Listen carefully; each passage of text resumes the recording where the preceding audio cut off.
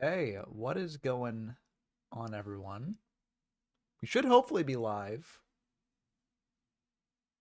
Fingers crossed. Just checking the settings here. But welcome to the stream. If you're new, I do some retro Yu-Gi-Oh content mainly, but on this Twitch, I've been doing a Masochist run, so um, that's a fun sort of thing to do. And yeah, hopefully we'll continue it today. I'm just trying to get the settings right here to make sure that everything goes through. On OBS, it says it's streaming. Okay, I see a little bit of a bitrate in chat. Okay, here we go. We're going. We're going. Yeah, welcome to the stream, everyone. Yeah, so I'm just gonna be doing some Masochist stuff here. To start with, I gotta do the OG Masochist stuff. This also gives time for people to file in, but I'm gonna be doing Getting Over It. So that's a fun little Masochist game here. I've been doing this on stream because I've been trying to get the 50 Getting Over It runs achievement, getting over it like 50 times, and I've actually gotten up to 47, I believe. I know when I first started doing this, I was like, and I'll only do this game on stream, but honestly, you get hooked sometimes with it, despite how frustrating it is. Oh my goodness, first time back streaming it for a while, I'm just like struggling. But I have gotten, oh my god, I have gotten a run on this that was uh, it was sub 10, so that's probably the fastest I'll be going here. But it makes me think that I could definitely just sort of get out the rest of the 50 that I need before going into the Yu-Gi-Oh! Masochist run I'd be doing. So we're gonna be doing this for now, though. And here we go. So you look at that speed. It's not like the speediest thing in the world, but it's something. Oh my god, why did he not do the full extension on that hammer? I don't know. See, I'm like 47 runs in, and I still am boggled by the mystery of it all. But here we go. We're whoop, whoop. And now we get up to the first part that can be kind of annoying. I'm generally fine at this, but it's like sometimes it can be very frustrating to get through. But what you want to do? Yeah. So what you want to do is you want to get your hammer on that bottom lantern there, and then you can get a bit higher here, but occasionally getting onto this rock to give you the best launching point can be a bit annoying. You can just like do this, but it does come with a risk of just slipping off. So um, there we go. Oh my, why did it go around? Why did it? I don't know. Sometimes I'm just like, why does it do what it does? I'm just going to make sure that my Twitch is up here so I can see the chat as we go. Um, come on. But yeah, this section, I mean, it's an easy section, all things considered. It's just surprising how annoying it can be sometimes. Uh, there we go. But yeah, I mean, these usually, like, I've been getting to a spot where these runs take me like less than 20 minutes every time. Of course, now, now that I say that, this run's going to take me an hour. But, oh my goodness. Yep, get on that rock. There you go. There you are. Poised on this rock, perched, and again, the same thing. Very annoying. There is another way you can do this. You can sort of move your hammer like back and forth on each side, but I like this way better. And I'm up on this lantern now, so it's pretty good. And now you whoop, and now we're at a section that is like not quite as frustrating as the next part, although I generally mess up on this section a bit more. But this time I'm just doing a perfect run there on it. So I'll take it. Right up the building. And now we go over here. Ba-doop, ba-doop, ba-doop. And, come on. There we go. And now we're on to this section. And this section, like, this part is not bad. The part that can be bad is if you, like, fall off on some of the next sections, then you can get like sent back here. But overall, this section not bad at all. Just go over there. Oh, that hurts. This is what I meant, where like you can get sent back here, but ultimately, like, this section's not bad.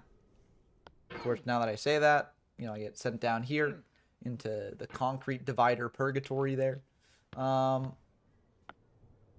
I wonder if it's just nerves from being on stream again with this game, or if it's just like not my run. I don't think it's nerves because I don't generally get too nervous doing these streams. I've done enough of them now that I'm not too worried about any of that. But yeah, I don't know. Subconsciously, things can get into your head, and it's like, even if you're not thinking about it, can affect your performance in different things. Or maybe not even your performance, but just like your behavior in subtle ways. The human mind is very interesting, very perplexing. We still don't know exactly how it works. So, there we go. So who knows? Yeah. I mean, I'm not a psychologist, so I don't know all that stuff. Here we go, up to there, to there, up to there, to there. I'm also not the best gamer of all time, so sometimes I'm like, why does the hammer move a certain way when I thought it would move a different way, even after playing it all these different times? That feeling never goes away, which is part of why this game is so frustrating, even if you've played a bunch like I have. But that's also kind of the point of the game. The point of the game is dealing with frustration, and I do think that like by the time you reach this point, like if you do the 50 run achievement, then I do think that it does make a statement. It's like I think and a statement that only a game can make, where you get so good at doing this thing that it almost becomes like second nature. And it's weird because this thing used to be very hard for you. It used to take you so long. But now it's like, it's not like an old friend because I don't find this interaction friendly at all. But it does start to like fit like a glove, it becomes more of a routine. And so I think that's very interesting and sort of just speaks to just getting over difficult things in life. I mean, getting over it, that's the name of the game.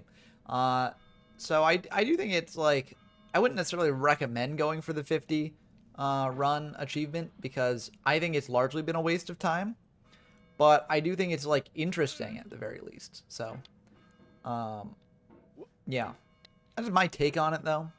If anyone else has another take, then let me know. Although it looks like there's only one of you so far, but I do post these on my VOD channel now. I've got a second channel, a YFZ VOD channel on YouTube, so I post these up after the fact as well because I want to make sure that if people are getting into the Mascus run a bit late, then they can sort of see the progress of that. So check out the VOD channel. I generally post only the Twitch exclusive VODs on there because I do some VODs that are simul streamed on YouTube and Twitch. This one's just on Twitch. And I actually did do some of my Mascus run on one of those. It was for an event because there were basically 2 tournaments happening in one day. So I had some space to fill in the in-between period. And so I was like, well, might as well do some Mascus there.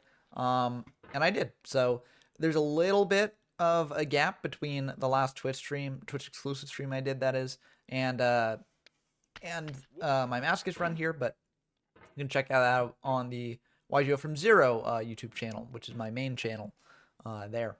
But anyways, we're getting close here. I mean, this section like initially gave me a lot of trouble. Like when I first started playing the game, I could never get up here, but over time it's sort of become one of the easier sections for me. This section right here was incredibly easy for me initially, but over time has become one of the most frustrating sections for me. I don't know why it works that way, but that's just how it works, I guess.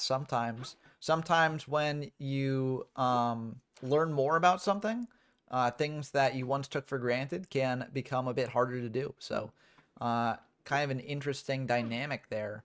But luckily we're past that section now, and now I can just start really going here.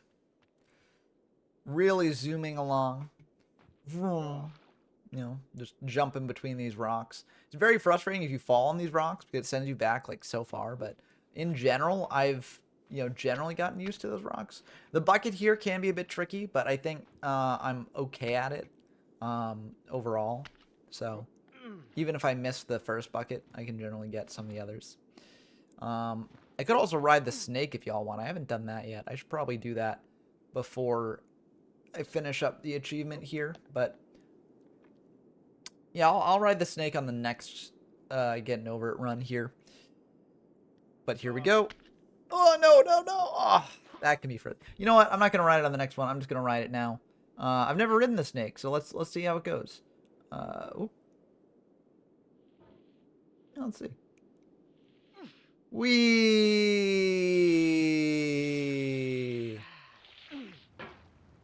Hey, that was fun. And that was a fun time. I should have done that sooner. Anyways, back to the run. Whoop. Should be easier the second time through. Whoop. Oh, there's the coffee cup from up above. Coffee cup was initially over by these barrels here. Oh, that was a rookie mistake. Rookie mistake hitting the barrel like that. Damn. I always find it interesting how different games do different things. Like, this game is largely just entirely skill-based. And, like, there's no variance between it. It's just, like, a very, set amount of controls. And you just do the controls, right? And if you are good at the controls, then you can win the day. If you are not good at the controls, then you don't win the day, right? And it's interesting how a game that's reduced to this, especially with like such unsatisfying controls, and also kind of like, if you think about a game like Dark Souls or something, that's a game that is very hard, but it has more like satisfaction to it. If you beat a big boss, you're like, oh, that's really cool. I beat this boss that I've been grinding out for a bit because I learned their moveset, I did this, I did that, etc. This game is kind of like that in a way. Like, you need to learn different ways to get over specific areas, right? Like with those lanterns, for instance, that's definitely not an intuitive thing to get over. So once you figure out how to get over it, then you know how to do that, and you get some satisfaction about beating that part. But it's not the same sort of thing because it's not tied to a story, I think. And I think a lot of the times we want our games to be tied to stories and our progress to be tied to stories. So this game doesn't have that, and that's fine. Different games can have different things. But I think it's part of what makes this game so frustrating, is that, like, all you've got is sort of this guy in a barrel, or a guy in a cauldron, I guess, not a barrel. And the voice of the game's creator occasionally telling you, like, either encouraging you or telling you the nature of failure and stuff. And that can sometimes just rub salt in the wound for some people. And yeah, it can be like demotivating instead of motivating sometimes. But especially with these controls being what they are, right? I think that these are some of the wonkiest controls I've ever played a game with. And that can make it so that, like, since the controls feel unintuitive and unsatisfying, it can make it so that, once you do learn the moveset that you need to beat a certain place, it's not actually as satisfying to you as beating, like, a boss in a game, right? Because, like, it's just not as fun to move around. Anyway, I'm not a game designer or a major gamer, but oh, that was almost bad. That was almost very bad. But I did this part to myself. I snaked it up. But that's part of the fun of streaming it. I wouldn't have necessarily done that if I wasn't streaming it, and I'm glad that I did it before I stopped the running this game anymore. Because once I hit 50, I don't think I'm ever gonna go back. The one case where I would have gone back is if I didn't manage to get a sub 10. Because I'd gotten pretty close to a sub 10 in some of my previous runs that I did off stream. So I felt like it was doable. But, like, going through the game, I don't really feel like, for me, a sub 5 is something that's worth pursuing. It's something that I could probably do if I do a ton more runs, right? But I'm not the type of gamer who can, like, consistently get things, like, consistently, right? That's why I can't really do speed runs either, because I guess 5 minutes is kind of like going for a speed run in a way. Although the speed runs of this game are down to a minute. Oh, I never fallen in that gap before. But anyway, it's just like, it's not something that I would personally want to do. or that I'd get satisfaction from. Things I get satisfaction from are either like in-game achievements that are very clear, and like for instance, like I play Hades as well, and there's an achievement in that for beating a run on 32 heat, which is like basically a challenge run. And there's no Steam achievement for that, but it is an achievement in the game that they put forth that you can try and do. And I haven't actually done that yet. Maybe I'll start doing that more on the channel in the future, especially because Hades 2 is getting closer to full release. But something like that, I would be satisfied doing that because they put forward this challenge. And even though it's not a Steam achievement, I would still be willing to do it because they say, like, this is within the realm of possibility for people. It's a way to show mastery. And, can you do it? And that's something that I'd be willing to try. With Steam achievements, I'm also willing to go for if I think they're reasonable. Some Steam achievements seem like completely unattainable or like way too much of a waste of time for like what I'm getting. And you could argue that this should be in that category because it's like, oh my goodness, that was almost really bad. You could argue this could be in that category because it's like basically a waste of time. I've beaten the game already, and it's like, what does beating it 50 times really do for you? But I would say that like it kind of goes with the game's theme of getting over it and the themes of like difficulty and how you overcome that. So I think like this is a meaningful experience here, even if it's not like, not necessarily like the deepest thing ever. And I will say, if I was doing this again, would I go for the achievement or would I recommend the achievement to people? I would not necessarily recommend people go for this achievement, but I understand the appeal of it. And I'm not necessarily... Am I disappointed that I went for this achievement? That's a question. I don't know. There's a lot of sunk cost fallacy talking here. I would say probably for me, I don't think it was worth going for the achievement overall. Now that I'm like this far in, I think it's fine. And also when I was off stream, something that I would do is like I just play it while listening to like podcasts or things like that. And so it ultimately made it a bit better for me. But I think overall it's like it's just kind of a waste of time. And I play other games that do similar things with difficulty that I feel like I get this lesson enough from other sources that I don't need it for this source. But if I'm this far, sunk cost fallacy, I got to get the achievement now, Sunk cost fallacy is a powerful thing. There we go. Oh, why did I do that? Why? I got so greedy there. I was like, maybe I can hook the top of that and get that going. But nope. That was just pure greed on my part. Pure greed. Plain and simple. Okay, let's get on the tip of this anvil. Then go like this. Oh, that was... See, this is what I'm talking about. Where like this section, not hard. But for some reason, I get into ruts where I just cannot do it. I don't know why. But, yeah. Yeah, I've done it like 47 times before at least, so...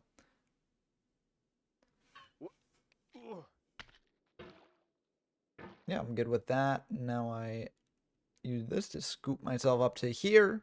And then I go off this. I probably should have set the category for this to getting over it for the beginning of the stream. But we will get to the Yu-Gi-Oh! Stuff eventually. Don't worry. I want to finish off this before we do. Especially because, it allows for more people to get in and, see what we're doing here. So, yeah. Also, if y'all didn't know, there's going to be an exciting new league that I'm putting together with some people called the Retro Yu-Gi-Oh! Power League. It's going to be a lot of fun. It's kind of like a War League type of thing. But it's kind of structured differently. Like, you still have teams of 6 to 8 players, and you still have 5 matches a week between different players on the teams. But in this sort of league, it's not all one format. So there will be 2 players playing these sort of most popular formats out there, Goat and Edison. And then there'll be 1 player each week playing either Tengu or Hat. And then the other 2 formats will be... Oh my god. Oh my goodness. Oh no! That was the worst. Oh, that was so bad. I don't know what happened there. But yeah, it should be a lot of fun. Because the other 2 formats will be sort of like going in progression style and cover formats that not many people play. So one is a chance for people who do play a lot of those formats, like people on Format Library or who play in the YGO from Zero Retro tournaments every month. It's a chance for those players to really shine in a War League. And it's also a chance to potentially, sort of get more. Oh my goodness! Oh, why? Oh my god! That was an accident. I didn't take the snake that time. That was just. Oh, this run is off. This run is cursed. Even if I think what I have to do here to just get the curse out of my mouth, get that bad taste out of my mouth, I think I have to do at least one more run of this after this one, because this is abysmal. This is so bad. Everything that can go wrong is going wrong. Which is part of why I really don't like this game. I know that there are people out there who have like ingrained this control scheme into their brains and like, can do whatever they want with it, right? There are people who've gotten like less than a minute run on this game. And I think that's very, very impressive. And it tells me that, look, I know it's a skill issue on my part. It's not the game itself being weird. But I also think that sometimes it's like the difference between a certain action and a certain other action is so precise that like, it's kind of, it is my fault. I'm not trying to say it's not my fault, but it's my fault in a way that doesn't feel like my fault, if that makes sense. I think that's the biggest thing. And even if I acknowledge cerebrally that it's my fault, because, I know it is my fault ultimately, because, it is a skill issue. It just feels like it isn't. I think that's a bad thing in a game. If it feels like, if a game makes you feel like you are not at fault for your errors, I think that is a sort of, not necessarily a design mistake. Maybe it's a design mistake. I don't know. I'd potentially call it a design mistake. I call it a flaw, at least. Yeah, maybe not a mistake, but I'd say it's definitely something that doesn't make your game good, if that's how it feels. Unless you're intending for it to feel that way. But I don't think this game intends for you to feel like your mistakes are not your fault. I feel like it intends for you to feel like your mistakes are your fault. And I do think that when you first play it, you get that sense because you're just flailing around, right? Even when you play it for the second time, you get that sense because now you know the correct thing to do. And oftentimes the failure on that second run is coming down to like, oh, I did this once, but I can't remember how to do it now. Or like, I'm like, I got lucky that first time. I really need to like grind it in and actually learn how to do it this time.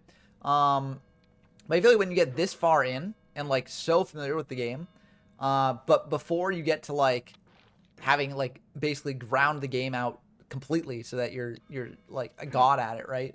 I feel like it can be very frustrating because you're like, okay, I know the controls enough. I've done this enough to know what I have to do here. And I feel like I am doing that thing because it is like close enough to the thing I've done like 45, 46 times already, right? But it's just so slightly different. Or my hammer hit the rock at like just such a slightly different angle or something, that it feels like it's like I'm doing what I know is the right thing to do, but it's actually not the right thing to do, if that makes sense. So I think that's where my major frustration with this game comes from, and it's also a good reason why you should not do the 50 run achievement, because I think it can just be incredibly frustrating when you've played the game for so long. But oh no, I thought I clutched that out. Oh my god, that was, yeah, it got stuck on something there. That's another thing too. Like if you there's sometimes like hidden angles, right? Like clearly this game was made with like certain assets and certain things like that. And it is an impressive game. I'm not trying to knock the game itself, but I do think that sometimes it's like you do your hammer into something and you expect to either have it be flat or have it be a hook, and then your hammer does basically the opposite of what you expected it to do on that surface. Just because it's like, okay, that time I did get greedy and it did work out for me. So that time it worked. But I do feel like it's just, it's not a fun game. I don't know. There are other games that can get you this sort of experience with oh, that was that was pretty clutch. I'm not gonna lie. That was pretty clutch. Celeste is a good example of that. And I will be playing a little bit of Strawberry Jam here because I was asked about that as well on one of the simul streams. Someone's asking, when am I going to play a bit more Strawberry Jam? So I'll do that on this stream after getting over it. Probably not for too long, but I'll do a little bit. Either that or I'll wait until they're in the chat if they are able to come tonight, and I'll show it off there. But yeah, I don't know. While I've only got one viewer here, I'm gonna run getting over it a little bit more. Okay, there we go. Hooked onto the bucket, but then fell off the bucket. It's fine. Sometimes what I do on the bucket is, like, if I get a bad hook, I just, like, basically pull myself up on top of the bucket and, like, try and realign myself. But, like, that's a bit slow and, like, annoying. I might do it, but yeah, like, on that one, if it actually had hooked, I probably would have pulled myself up and realigned. But okay, this is a good one. I don't think I need to realign here. Maybe I should have realigned there. Oh man, it's just so bad, so nasty. I really do not like this game. Like, I really just do not like this game. Yeah, but I mean, it's nice to at least play it 50 times to really cement my opinions on why I don't like the game, you know? I do think it's an interesting exercise, right? And I'm not saying okay, that is definitely a bad hook, so I'm going to show you what I mean by getting up on top of it and realigning. So basically what I do here is I drop myself onto the bucket, and then I put the hammer, place a bit further along the bucket. Might be too far, actually. And then I sort of see, yeah. So that is a much better spot to be in for the, oh my goodness, why did it do that? See, sometimes, like, why do I move the way that I move there? And I think it is just a very precise movement, right? And if you mess up that precise movement, then it can be very tricky, and it's just like, it's so frustrating. But I think the realignment thing is something worth doing, because I don't think I can actually get to that platform as is. And also, like, you can't really, like, launch off this bucket. It's too unstable. So you need to actually swing up there.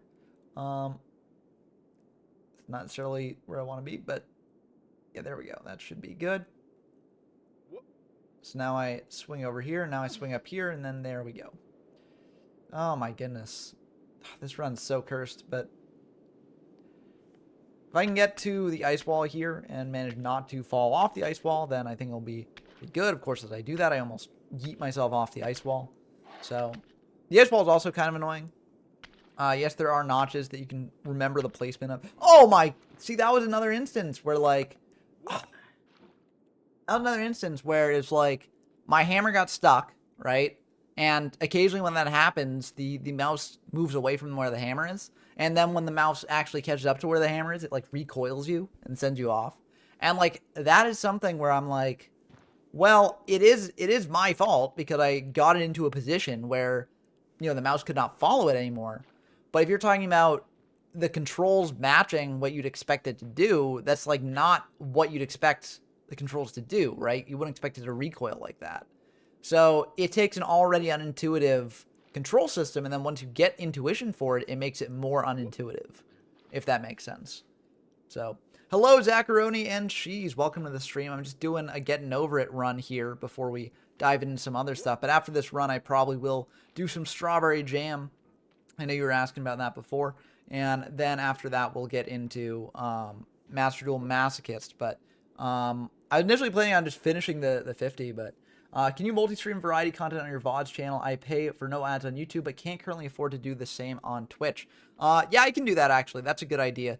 The one thing with that is that it makes my OBS settings a bit more awkward, because then basically, like, right now what I do is that I've got my OBS set to my, you know, regular YouTube account, and so I'd have to switch it to that YouTube account for these streams, then switch it back to this for this. But I mean, it is, I can potentially do it. It's not like, it's not something that is, you know, completely, you know, completely ruining, you know, my night if I do it right. And if it's more convenient for people, I can definitely do that as well. And, you know, I could also potentially, it could be a good opportunity for me too, because maybe people will discover the VODs channel separately, and then they'll, you know, see the Twitch, and they'll see the main YouTube channel as well. So it could actually be good for me to do that. So I think I will do that in the future. Thank you for the feedback on that. But yeah, and it also motivates people to subscribe for the VODs channel, because then they'll be notified when the streams go up. Although, of course, they'll be notified as well, I believe, if you follow me on Twitch. So, you know, anyone out there who wants to follow me on Twitch, you know, that's a great way to know when these things are going on. The ice wall is just, I do not like the ice wall. It's kind of like, if you want to actually, like, get good at the ice wall, you just memorize the placements of different notches. But I don't want to memorize the placement of different notches, because I feel like it's just, like, annoying to do. But luckily, you know, we made it. Goodness, this run's cursed. That was a very silly error on my part. Not that that was a big setback. It's just, it does not bode well for this section here. Yep, so I get on this, and then I go, oh, whoop. I have gotten better at the radio tower, though, so that's kind of nice. Of course, I say I get better at the radio tower, and then I immediately fall on the radio tower. This run has not been good. Why did I snake on this run? The snake's what got me now. It was already a bad run before the snake. The snake just made it much worse. Okay, yeah, so then I just do that onto this, and then we should basically be done here. Because this is very simple. You just, once you get onto that thing, you get onto this thing, and then yeah. Thank you, Zacharoni and Cheese. I mean, it's something that I've gotten used to. Which, you know, it's kind of unfortunate that I've got used to it, but it also has taught me valuable skills about streaming and stuff like that. So, I view it as a good thing. I think it's always good to view things as an opportunity to improve or learn or do anything like that. Yeah, and 30 minutes, that was the first above 20 in a long time. But that was rough. So anyways, let's do some strawberry jam though now to sort of cleanse the palate from that. Because I need a palate cleanser after that. Oof. But of course the level that I'm currently stuck on strawberry jam is a level that you know, I feel like people are not going to view as a palate cleanser because it's a pretty infamous level, but I'm enjoying it so far. I think it's a neat level, so you know, I'll show you all what that is once we get into it here. We just got to load up Everest, which is the Celeste mod or the modding platform or something that makes it possible to do things like strawberry jam. Oh, also something I've been doing whenever I load up into a thing of Celeste is I've been trying to just get the golden berry for whatever base level of Celeste I'm on. Yes, I have been really enjoying Tunic. I'm actually in what I think is the late game for Tunic. And I'm not going to spoil what that late game is because it's very interesting. It's a game that I would not play on stream just because it is a game that there are certain things that I'd worry people spoil. Not that I think that anyone here would spoil that, but like if a random viewer just walks in and is like, oh, you know, spoiler and stuff, then that could be pretty bad. But I think it is a really cool game. I like it a lot. And so I would recommend it. I look forward to hearing how you like it as well, because I think it is pretty excellent. Especially because I know you were talking about Metroidvanias before, and how you like those. I think Tunic is great if you like Metroidvanias, because it does have elements of that. So yeah, I think you'll enjoy it. Oh, I didn't mean to check that. I was trying to do a fun little dash like that. But yeah, I'm a bit worried though where I am in Tunic, because I think I might have soft locked myself in a weird way, but I don't think that that's something that should really be possible in this game, or that they would, you know, have. So I feel like it's probably just something that I have not found yet, or just a skill issue on my part, but we'll see. But yeah, I recommend Tunic. It's fun.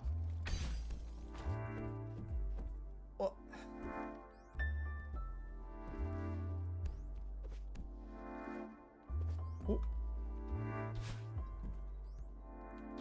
yeah, this level is one of the longer levels in the base Celeste game, and also it goes on cycles, which makes it a bit annoying to actually try and golden strawberry, which is just you go through the level without dying.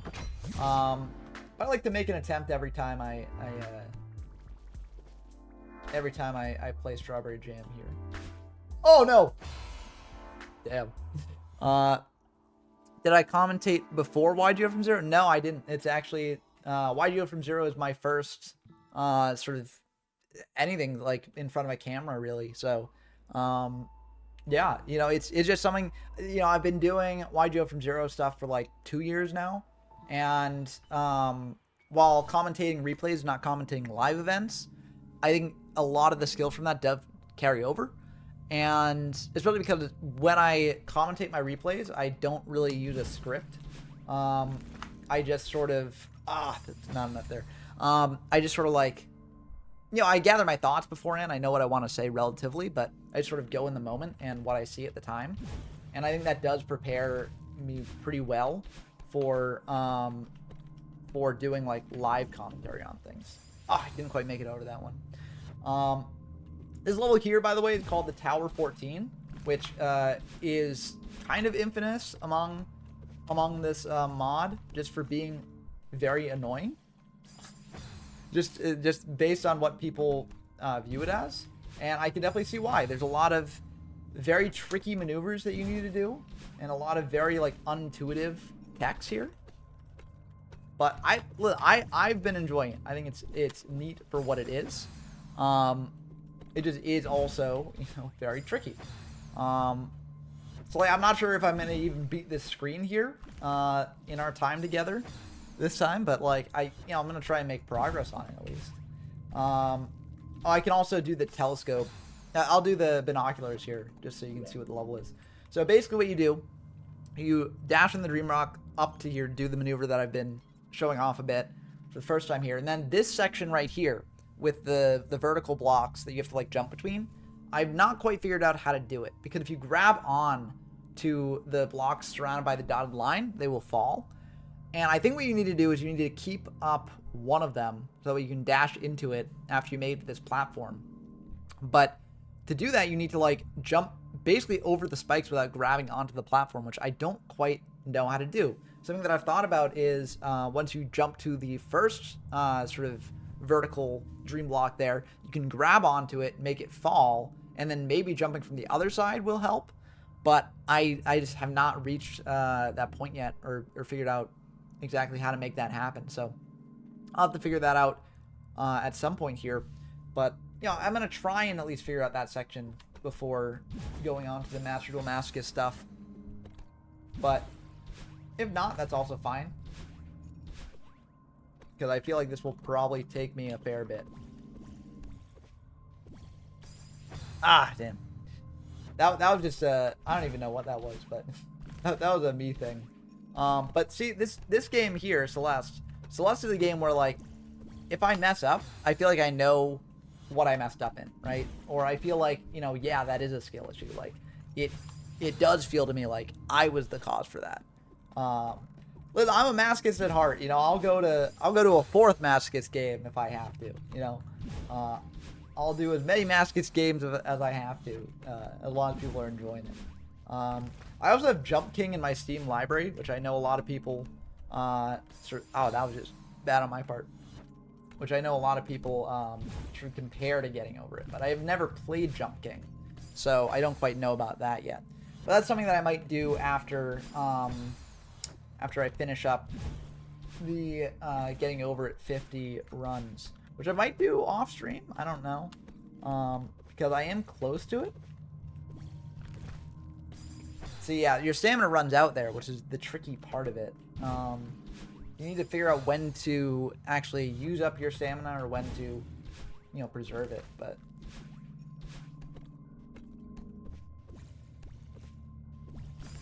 that time I jumped too high on that thing. I think the lack of stamina there is the trickiest part of it, because like you feel like you need to do certain things that is tricky. Stamina is replenished by either getting a dash crystal or just landing on a platform. So, for instance, if I just hold on to this wall here, and I just like wait it out, eventually my stamina will run out. You can also, yep, see there, my stamina is running out. And you still have a bit of a section to sort of grab onto things, but then you sort of slide down and hit the platform. So, and then once I hit the platform, my stamina came back. So, it basically replenished just like a dash. This is also tricky because what I'm doing here is a wall jump, or a wall boost, that is, I think. And if you go too high on the wall boost, then you hit in the spikes. But yeah, Celeste is a bit jacked. I will agree with that.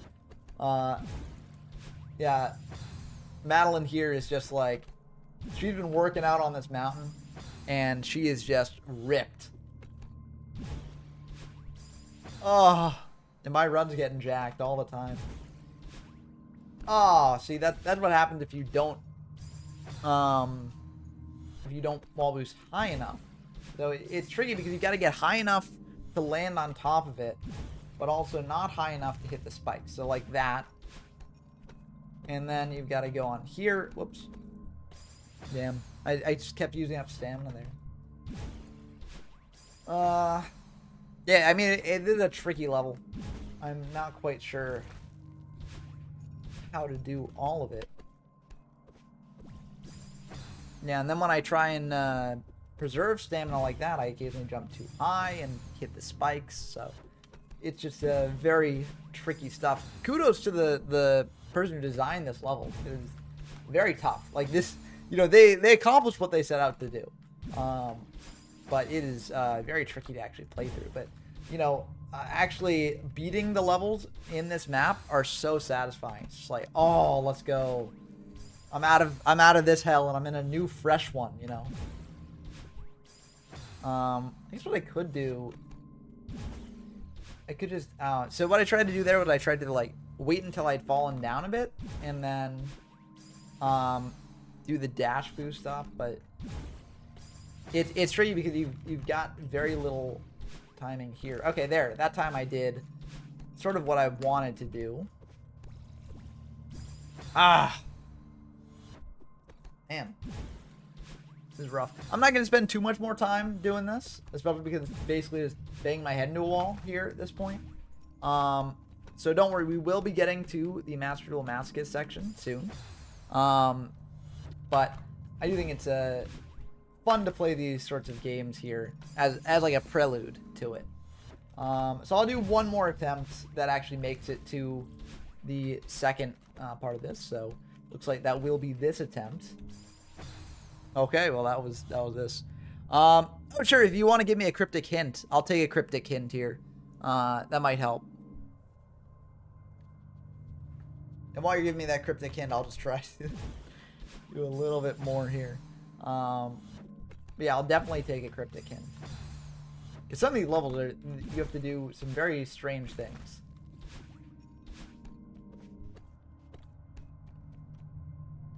Oh, interesting. Oh, wait. So, completely wrong strategy for the first block. I wonder if you have to... I don't know how you replenish your dash, though. Because what I'm thinking is, like... Gotta be some way to dash on it or something. Oh, do you mean the first block is in the very first block? The one that does not have the dotted line around it? Or do you mean the first block, like the first one that I jump onto?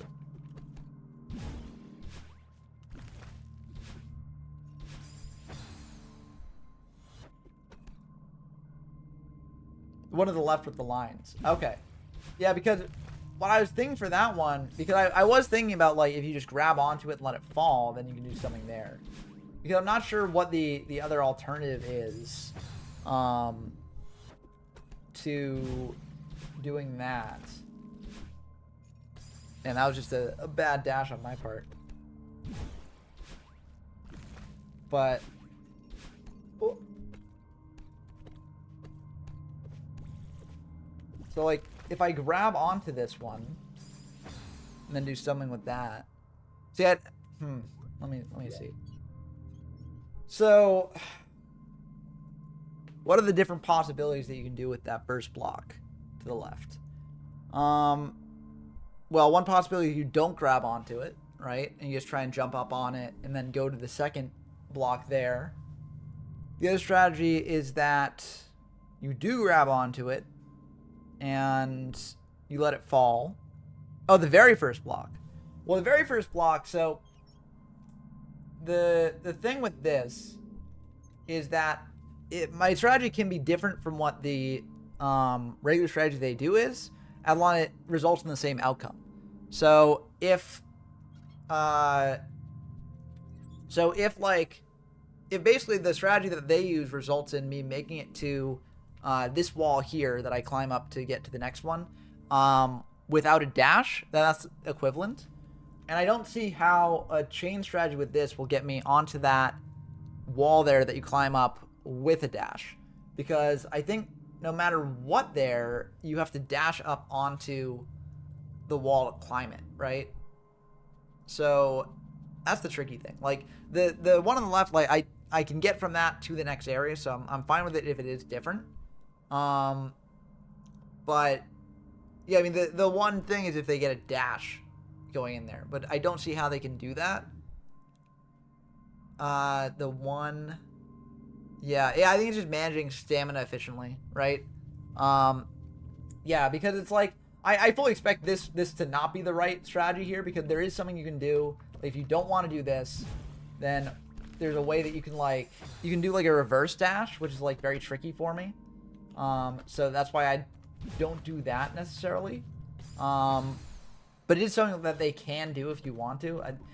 I guess I'm not gonna try it now because I'm very bad at reverse dashing. But you can do that. You could probably do something going through this as well. But to me, this has just been the most sort of easy for me to do. Okay, there we go. We were getting somewhere with that, because then I get on that side and then I jump to the other one. So okay, that seemed like it might have been the right solution then. Yeah, I just messed up that a bit, but that's fine. But yeah, progress. I will take progress. I may have to leave it at just progress because I want to give the people what they want here with the Master Duel Masochist, and I'm just banging into the spike ceiling here. But I wouldn't be surprised if next time you see me play this, I've beaten this screen. Oh, that was rough. But yeah, I wouldn't be surprised if next time you see me play it, I'm on a different screen entirely. So thank you for watching and seeing that. Yeah, I believe today we'll open many packs. I think today is our time. I think we've got it. I'm gonna just check the sort of how Master Duel displays on OBS to make sure that it's coming in through good. But I believe we're gonna win a ton of games because I mean our deck is just so good. I'll give a brief sort of refresher of what our deck looks like here. So, we got a pretty good set of cards. I mean, mainly monsters at this point. We don't have an archetypal thing going on at all. We do have some good pendulum cards to bring out our other monsters. We've got things like Scapegoat, which is actually nuts. Like, such a good card. We just got a variety of cards, a bunch of big beaters here. We got some decent traps as well. This is a kind of a pie in the sky sort of thing, but we can potentially use it. We got some good extra deck monsters. Half Store is pretty good. Super Quantum Beast, Mech Beast, Ouroboros is like fine. Armalire is pretty decent. Traffic Ghost is just a card to have here, I guess. But yeah, Earl of Demise is goated. 2,000 attack on a 1 tribute. That's pretty good. We also do have Empress Mantis, which also has a similar thing, but I do like Earl of Demise there. So anyways, we got some other games to play. I believe in our deck. I think we can do it. It might be a new season. I don't quite know, but we're in Bronze 5. Okay, it is a new season. Yep. So I think we got bumped down to Bronze. I think we were above it last time, but I'm feeling confident. I think we can do it. Now that we're down in Bronze, this is easy. Bronze 5, we can get up from that, you know. Facing Dorm 325. Nah, they're not gonna win. Easy. Oh, they get to choose whether they go first or second though, so we might be in trouble. But they're going first, you know. We can sort of crack back in the OTK. We don't have an OTK necessarily, but we can do stuff. We can do stuff with that. And let's see. Okay, it seems like, let me check on the, yes, you can't really see So I have to change this up a bit so that way you can actually see everything going on there.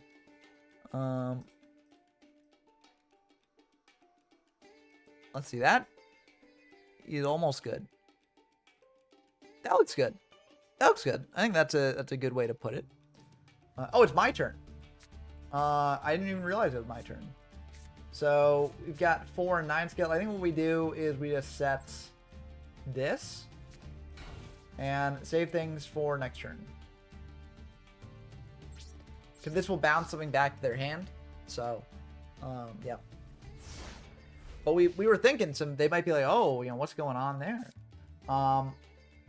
It's an 1800 beater in worst case, but I do like it as just a scale 9. Actually, I don't think we can. We can't build summon monsters except for Klee, so it's not really the best scale 9, but it's a fine monster. Crystal Master here. That's a level 7 too, so we can potentially do something with this.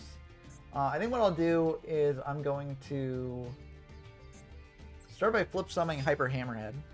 Give their response to that.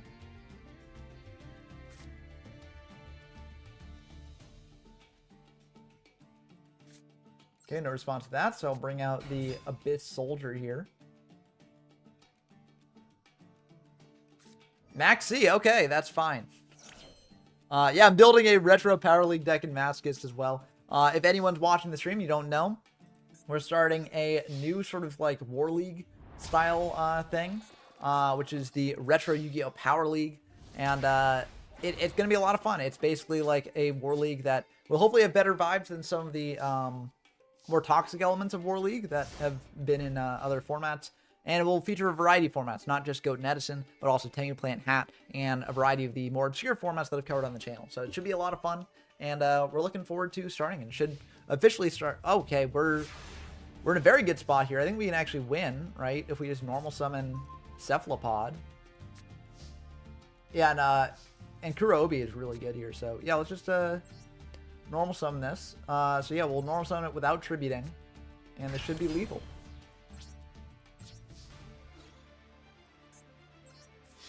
Hey, we take this. Oh, they have Battle Fader. No. Oh, that's unfortunate. But the good thing about the good thing about Cephalopod is that it can be summoned back later. I'm gonna switch that to defense position. Pass. But yeah, this can be special summoned back off of a pen summon later. So then we get a 2800 guy. We've got Kurobi, and we've got Ankama here. So that can be pretty good for us.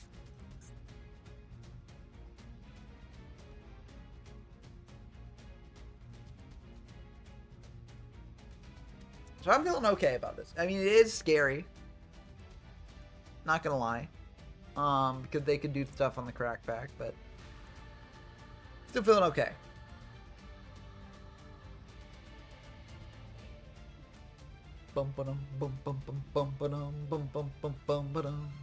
Music goes hard.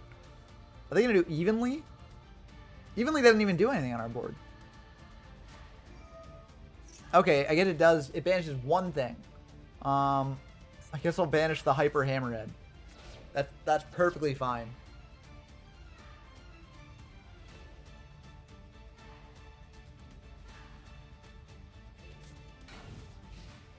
Maybe I should have kept the Hyper Hammerhead to bounce that, but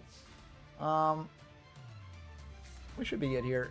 Conjure is pretty nice, honestly. I think what I want to do is I want to commit Crystal Master first, because I've got Ankama, so I don't need Crystal Master. So I'm going to summon Crystal Master. If I do need to offload my hand, I can offload it. I don't really want to summon out Ouroboros or anything like that, so I'm just going to go to battle here. Attack this into this. And maybe I should have bounced back Abyss Soldier here.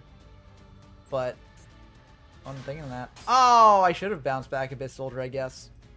Well, this is fine. Not really much I can do here. So I'll just pass turn.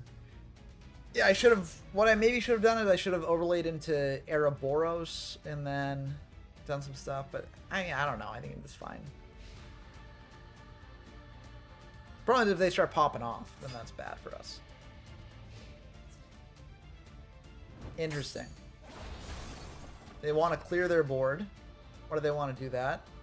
Lightning Storm? Oh, Planet Pathfinder? Oh my, ew, ew, this Mystic Mine. Oh, it's Numeron. Okay, that's okay, sure.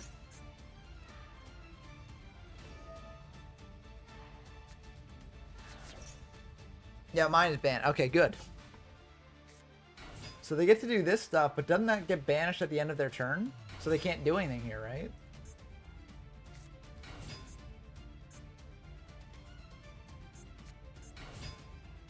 These stuff all go away, right? Yeah, it's main phase 2. So I don't... Oh, they can overlay into other stuff here, I guess?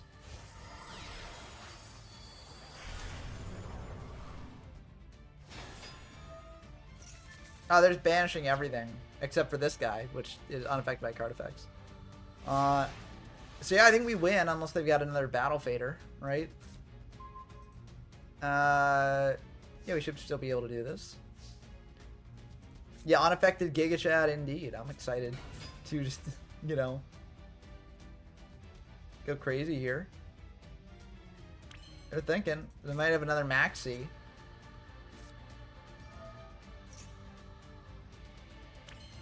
I'm gonna try and get lethal here if I can.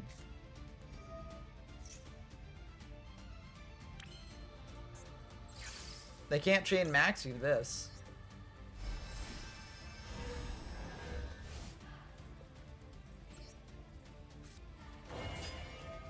Legend monster your opponent controls with 800 attack, so that's fine. I don't need to commit this stuff yet. I can just attack in right now. So that's what I'm gonna do. I guess attack in.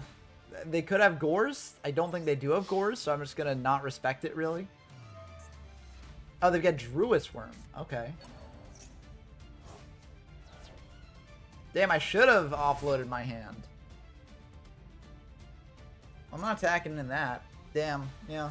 I mean, what I'll do is I'll just go to main 2, and then I'll go Pendulum Scale, and then I'll set this. I should have done it. I didn't expect the Druis Worm, right? I did not expect Druis Worm at all. But this is gonna be rough for me. Yeah, I think I threw this game, honestly. I wasn't thinking of this, right? Like, oh my goodness. Yeah, I was not thinking about this at all. I think they still do have... Yeah, they've got enough to do that. We wouldn't have had lethal here. No, we would have had lethal here if we had committed everything. So, Harpies, that's annoying for us. That is definitely annoying.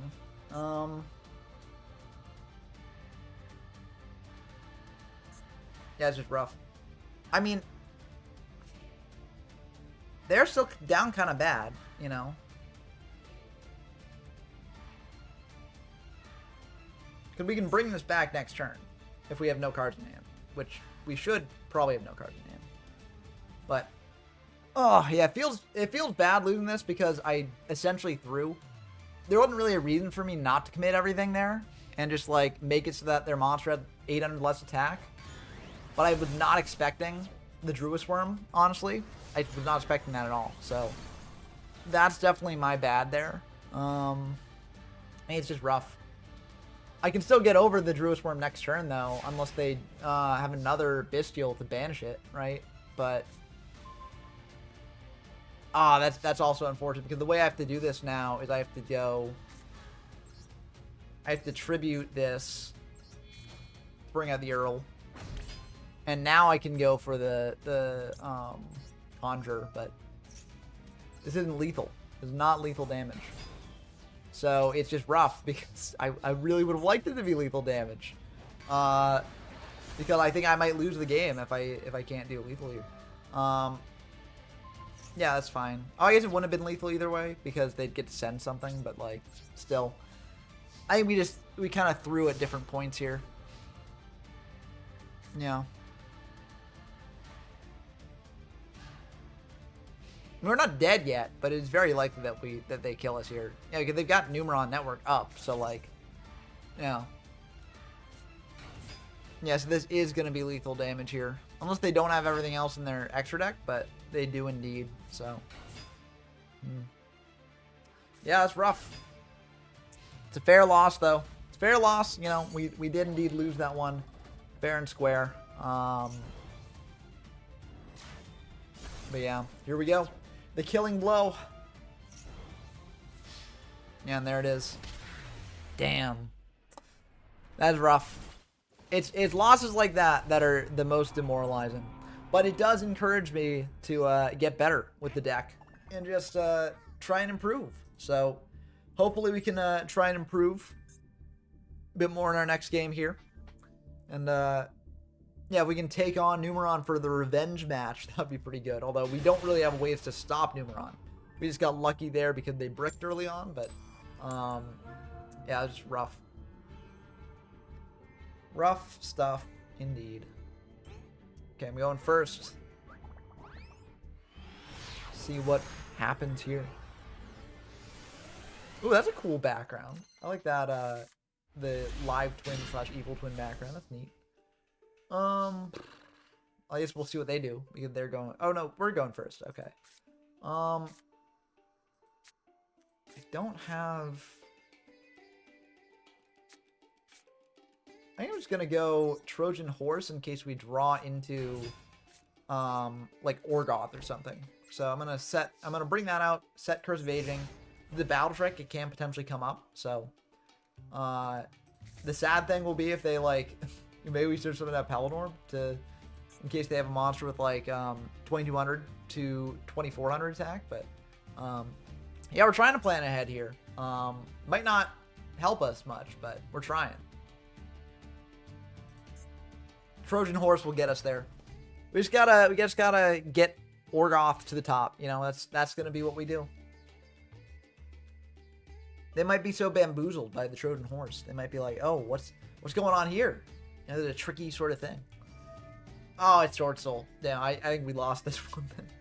I mean, no, they've got like 2800 attack on the, yeah, so it's not going to be good. They're going for the level 10. Level 10 Chixiao, is that what it is? I forget exactly the name of it. They're not going to be good for us. The good thing is that they're taking a long time to do these plays, so they might time out, which we do take as a win. I really don't get what took them so long there, but they know we got something. We had the reaction there. We're like, oh, what do I do? Why are they setting one before going into... They're going for Moyi. That's fine. I think they're probably a new player, I'd assume. Because Sword Soul is a pretty popular new player deck, and also they're taking a long time to think about exactly what to do. So, yeah. Mo Yi Yi. Yi Yi. Yi.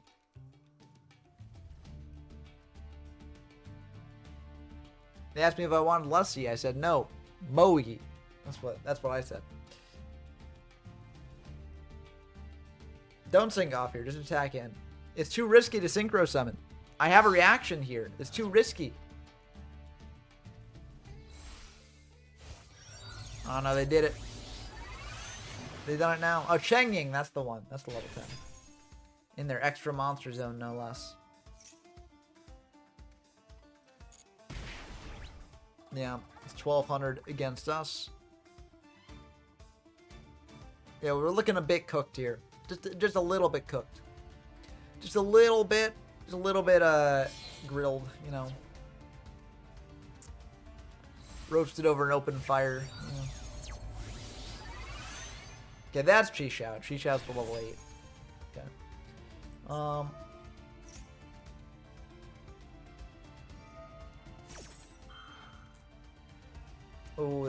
I'm tempted to use Curse of Aging there. I mean, Curse of Aging is too good. Beatron doesn't do anything here. So I think that would be the pitch for Curse of Aging if I do use it. What? Golden? I've never seen that card before. Let me check the log for that. Golden Sword Soul. I've not seen that card. Is that a new card? Maybe it's an old card that I'm not familiar with, but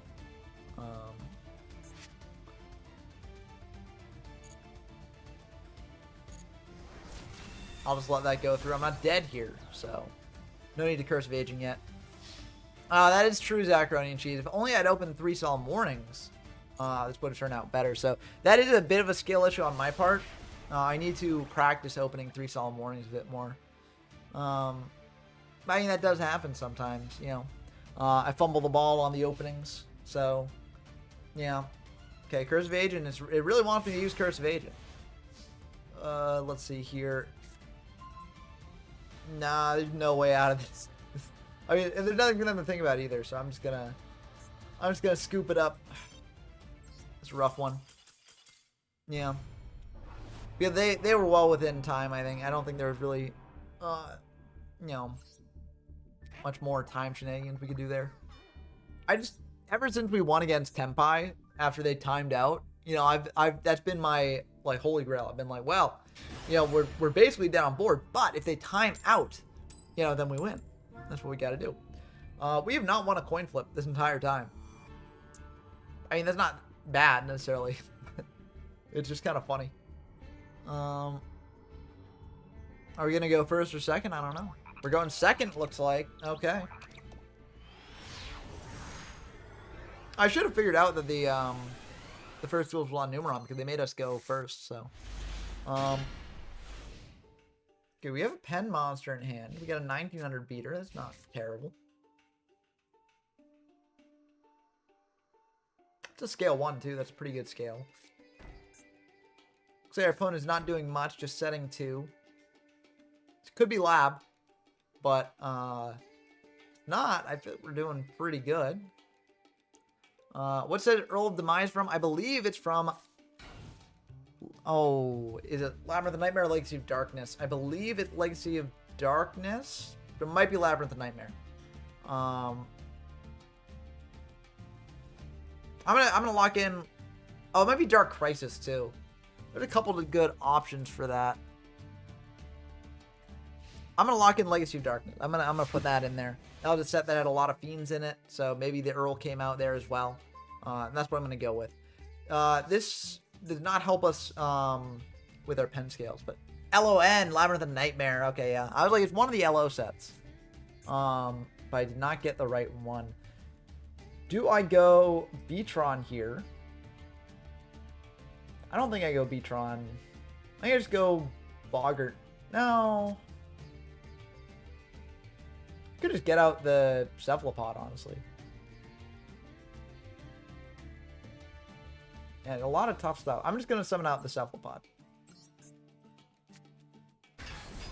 Because if this goes into a pen scale, I'm feeling pretty good because I can bring it back later depending on what scale I draw. So they're thinking. They might use up a card effect on this, but without realizing that it's untargeted or unaffected. But attacking that set, see what it is.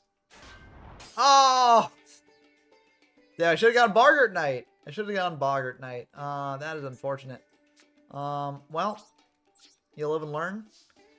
Yeah, that's just rough. That is rough indeed. Yeah, it doesn't have an effect that's useful for me, so it's gonna pass back.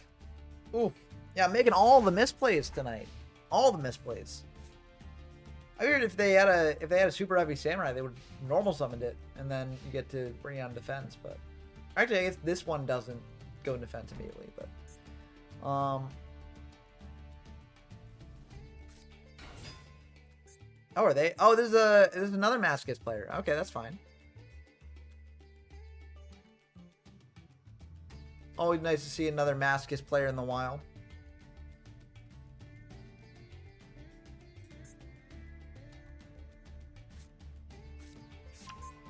They do have the what is that, the time or the space magician? Stargazer, that's what it is. Okay, so they're using it for the effect there. Maybe not, maybe they're just doing it to do it. Oh, Dark Rebellion Xyz Dragon's a bit annoying for me. I mean, that's fine. It's unaffected. Go ahead, waste it. Yeah. Okay.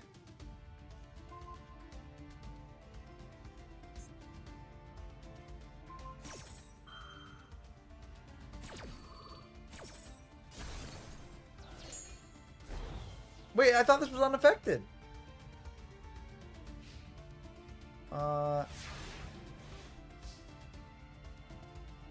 Oh, whose level or rank is lower than this card. So not...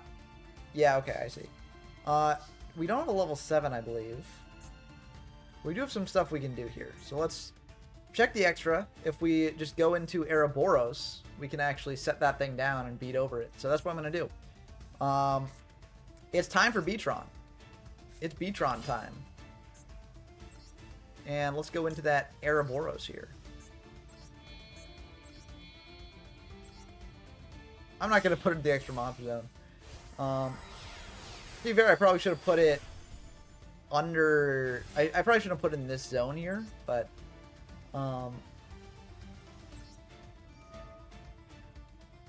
let's detach...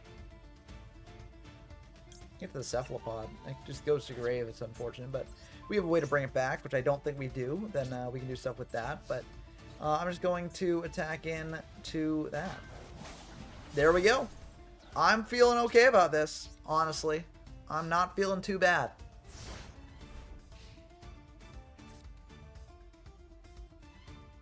I don't get why they didn't attack with the Dark Rebellion. That didn't really make sense to me. Maybe they didn't want to get it in the... Oh, they have the scales! Oh my goodness. They don't have anything else, I guess. But they got the scales. That's pretty good for them, not gonna lie. Let's see here. Seal. I think we just want to get aggressive, so I'm just going to bring out the Boggart Knight. And I'm just going to hit in. Bam. Bam. Next turn, if they don't have anything here, you know, we're feeling good about that.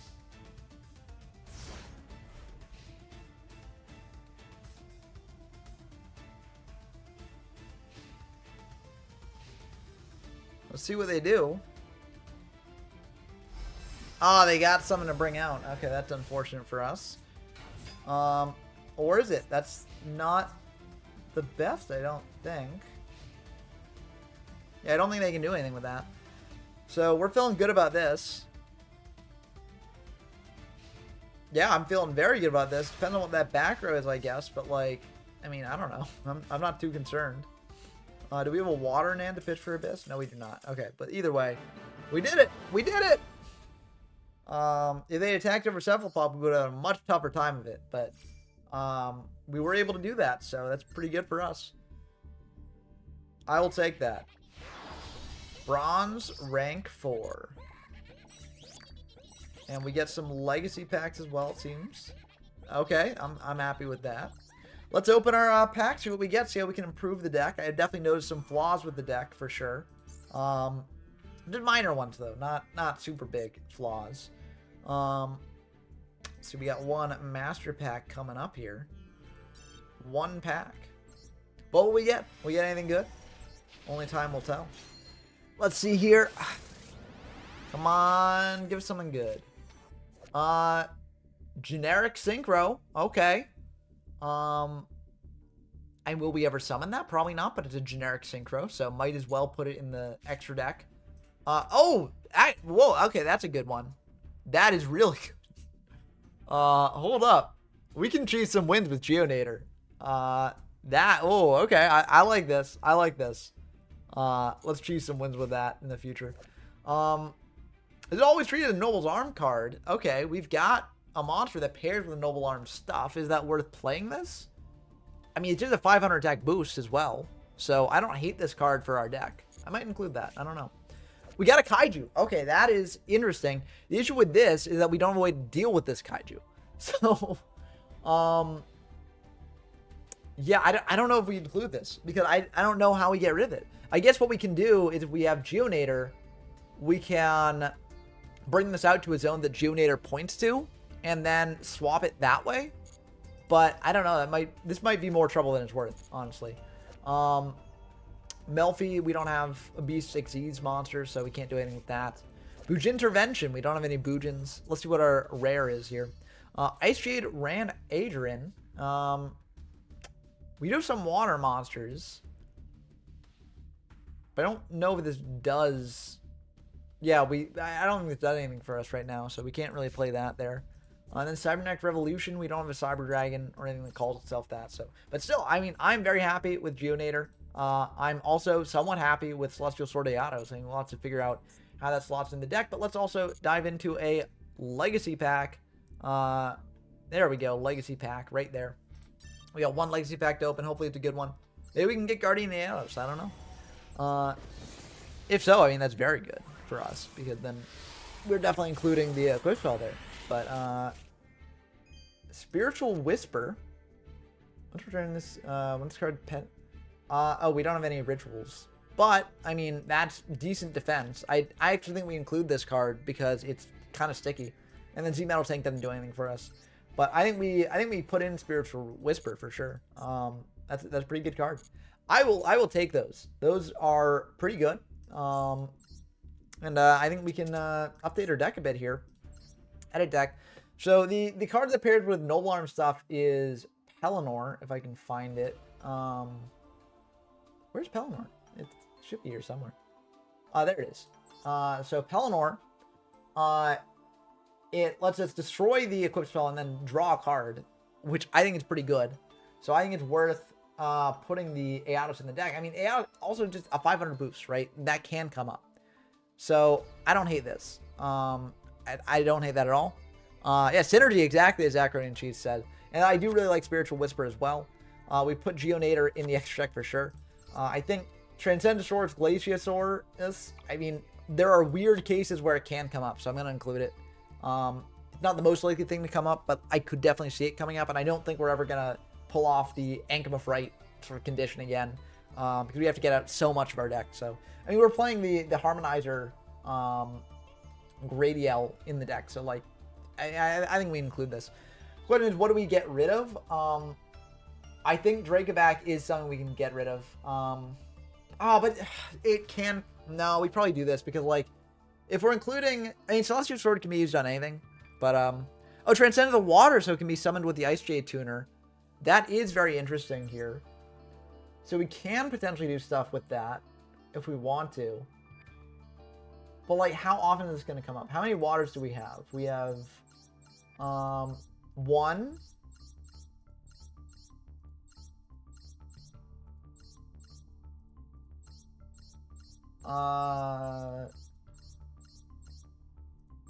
two.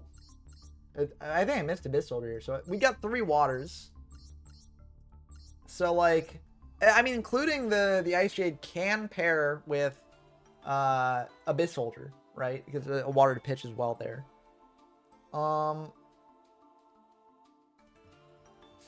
So level 3 token as well. That's 10 on board. We just need a 2. But, like, how are we getting the 2? I guess we could just go into a 5 as well. I mean, it's...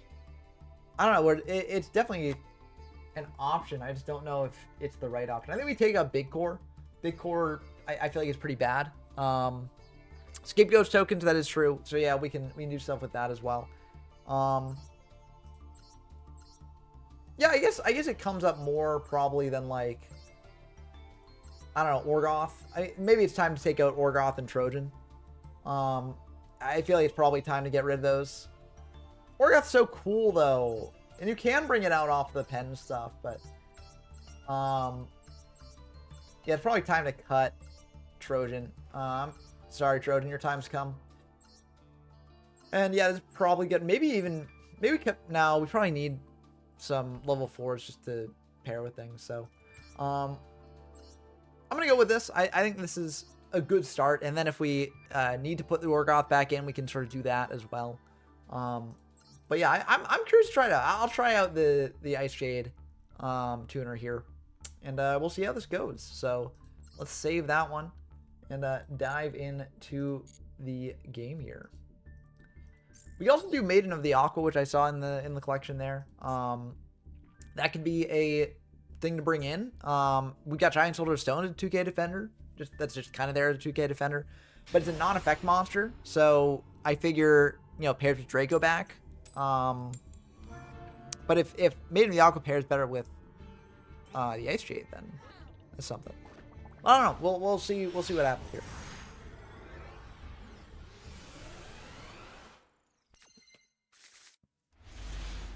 This is a great opening hand.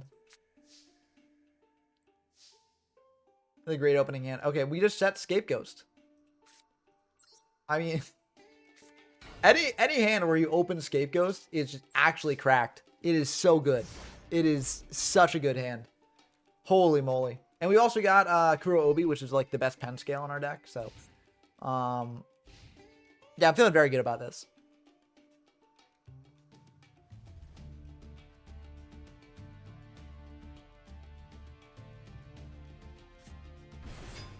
Okay, they got Sidra. That's fine.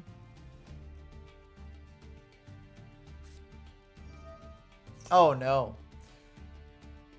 This is a devoted Cyber Dragon deck. Okay, they get Core. This could be bad for us. But we do have Draco back to pair with a token. So, that's kind of neat. Not sure if bouncing the hand is going to be best in this deck. But if they go into like an extra deck monster, we can get rid of it that way. So,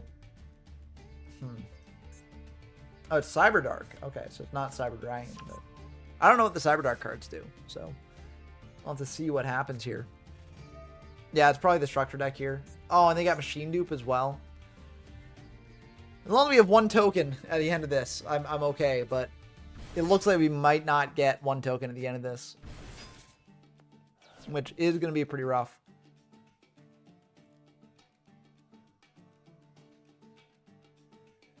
But if this is all they do...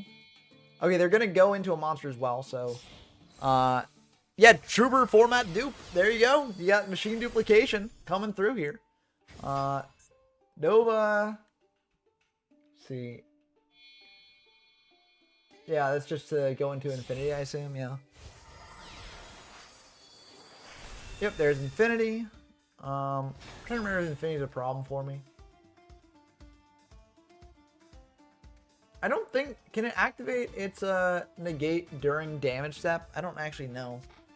Power... Oh, no. If they go into Cyber End, we're dead. But I don't think they can do that here.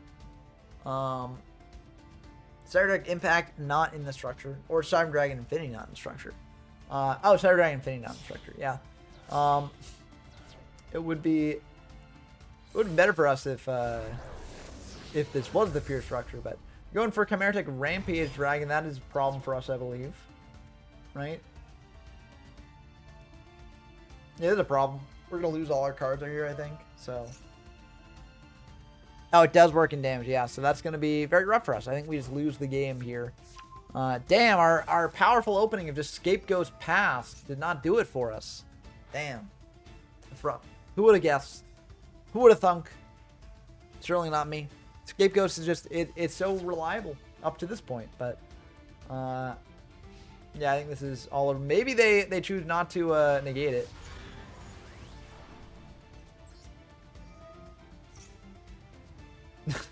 They have the option. Oh, they are going to choose to negate it. Damn. But lose attack if you do that. Why do you do that? They want the attack? Damn. That's rough. That is rough. And we need a Mascus ladder. Yeah, but that's the easy way out. If we had a Mascus ladder, it wouldn't be Master Mascus. It would just be like Master Roguelite or something, you know?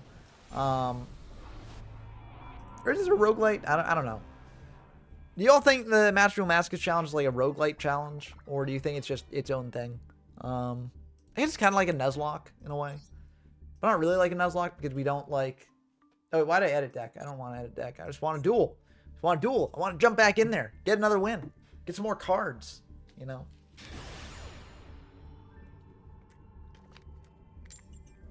If we win, we'll gain a rank. We got to get that rank. A rank up. I have seen Overlord. I've seen the first 2.5 seasons because I didn't finish season 3, but it was fun. Oh no, I got kicked from the game server. Is my Wi-Fi okay? Looks like my Wi-Fi is fine. But yeah, guy literally lazy. You should have no trouble winning. Bet he won't even set his back row. I didn't set my back row either, so. Okay, I might check out the movie. It's always fun going to anime movies then. But yeah, welcome to the stream, Gerbil. Hopefully this person here does not set their back row. Seems like they've. Is that the Mystic Mine or is that like an Ice Shade thing? I don't know. Oh, we got a great opening here. What if we could pull it off? If they attack into it with something weak, you know, they lose a card from hand. Huh? Ain't that neat? We also get a Light in the Dark as well, so we can go for Daedalus here if we manage to get Neutron Engrave, which I'm happy about. But yeah, so this will be hopefully a fun one. Just summon a weak monster and attack into it. Do it. You know you want to do it. Now, it seems like they've got Wind Witch stuff. Well, if that attacks into Zalug, then you know, then they're losing a card from hand. So that's what I'm thinking about.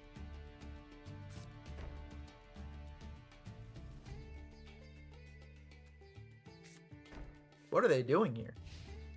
Oh, I think there's pass back to us. There's no way we can attack over that thing with Zalug, right? There's no way. Could go into like Ouroboros here. I don't know if it's worth it, but I'm gonna summon out this guy, see what happens. Seems like that's fine. I'm gonna flip summon. I mean, I'm just gonna go aggro here. I don't know. Yeah, I mean, it could be either, honestly. I mean, it could just be a trap-heavy version of the deck, but oh no, that's like the worst thing that could have happened to us there. Damn. That was rough. Not gonna lie, that was a rough thing to run into there. This could also be a Masochist player themselves, right? But yeah, because they didn't special summon a Wind Witch from deck. So this might just be a Masochist player.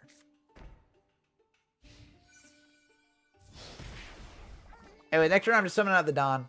I'm summoning out the Dawn, trying to rip a card out of that hand. Hey, let's go! Let's go! We won! I don't know how we won, but okay. I'm going to check their deck after because I'm very curious. I feel like it was another Masochist player, but if it was another Masochist player, I think they were in a pretty good spot. I don't know. I don't know. I wanna check that deck. Look at how happy the Ritual Raven is. I always love seeing how happy the Ritual Raven is. Do we get to use Queen's Double here if we want to? I forget those rulings. I mean, not that I would use it, but oh, they're already saved. So I'm gonna just check match history here, and let's see. Confirm opponent's deck. I have no idea what this deck is. This is not like a Masochist deck. This is just Galaxy? They didn't draw any Galaxy stuff? And they're playing like a Wind Witch in here for no reason? What? I don't know. Yeah, I go by what SEMO did. So if SEMO used drops, then that means there. Yeah, totally awesome deckmate is pretty cool. I do like the Ritual Raven deckmate though. Because Ritual, like, look at how happy he gets when you win, you know? I don't know what this deck is doing. This is just like... Did the Wind Witch monster have like Galaxy in the name? Why would you play this without any other Wind Witch stuff? Well, I just don't get the reason behind this. Yeah, maybe. Yeah, that could be. I mean, yeah, if you look at their profile pic, like, it might just be, like, their profile pic is a cute anime girl, right? So it could just be because Wind Witch Icebell is a cute anime girl, you know? That's a possibility. So, I'd believe it. But, oh, it's a UR too. Okay, so yeah, maybe it's like a UR, you know, cute anime girl. So they're like, you know, this is a fate. I got to play this thing in every deck I play. And I'm not going to play it in a deck that actually supports it, but I am going to play it in this Galaxy deck. You know, I don't know. Maybe it's a Galaxy-brained idea. That's what it is. Anyway, let's dive in to this master. Oh boy. There's a big master pack. Oh boy. Rainbow. Skilled White Magician. I mean, that is a decently statted monster. I will take that. Scar, I'm not going to play here. This is probably not worth it. I think the Aeops Equip card is worth it. I think Dragoback is worth it. This one is probably not worth it. Unless we get Phantasm Spiral Dragon or something to support that, but that one's probably not worth it there. Margin Trading. Your opponent can discard one card and negate this effect. Otherwise, both players look at their opponent's deck and choose one card. Add the card from their own deck chosen by their opponent to their hand. I don't think it is worth it. We've got too many bad things in our deck to make this worth it. Because our opponent looked at our deck and they'll just be like, oh, add like Big Core or something, right? So I feel like this is pretty bad. It's funny for sure, but like I feel like it's not good.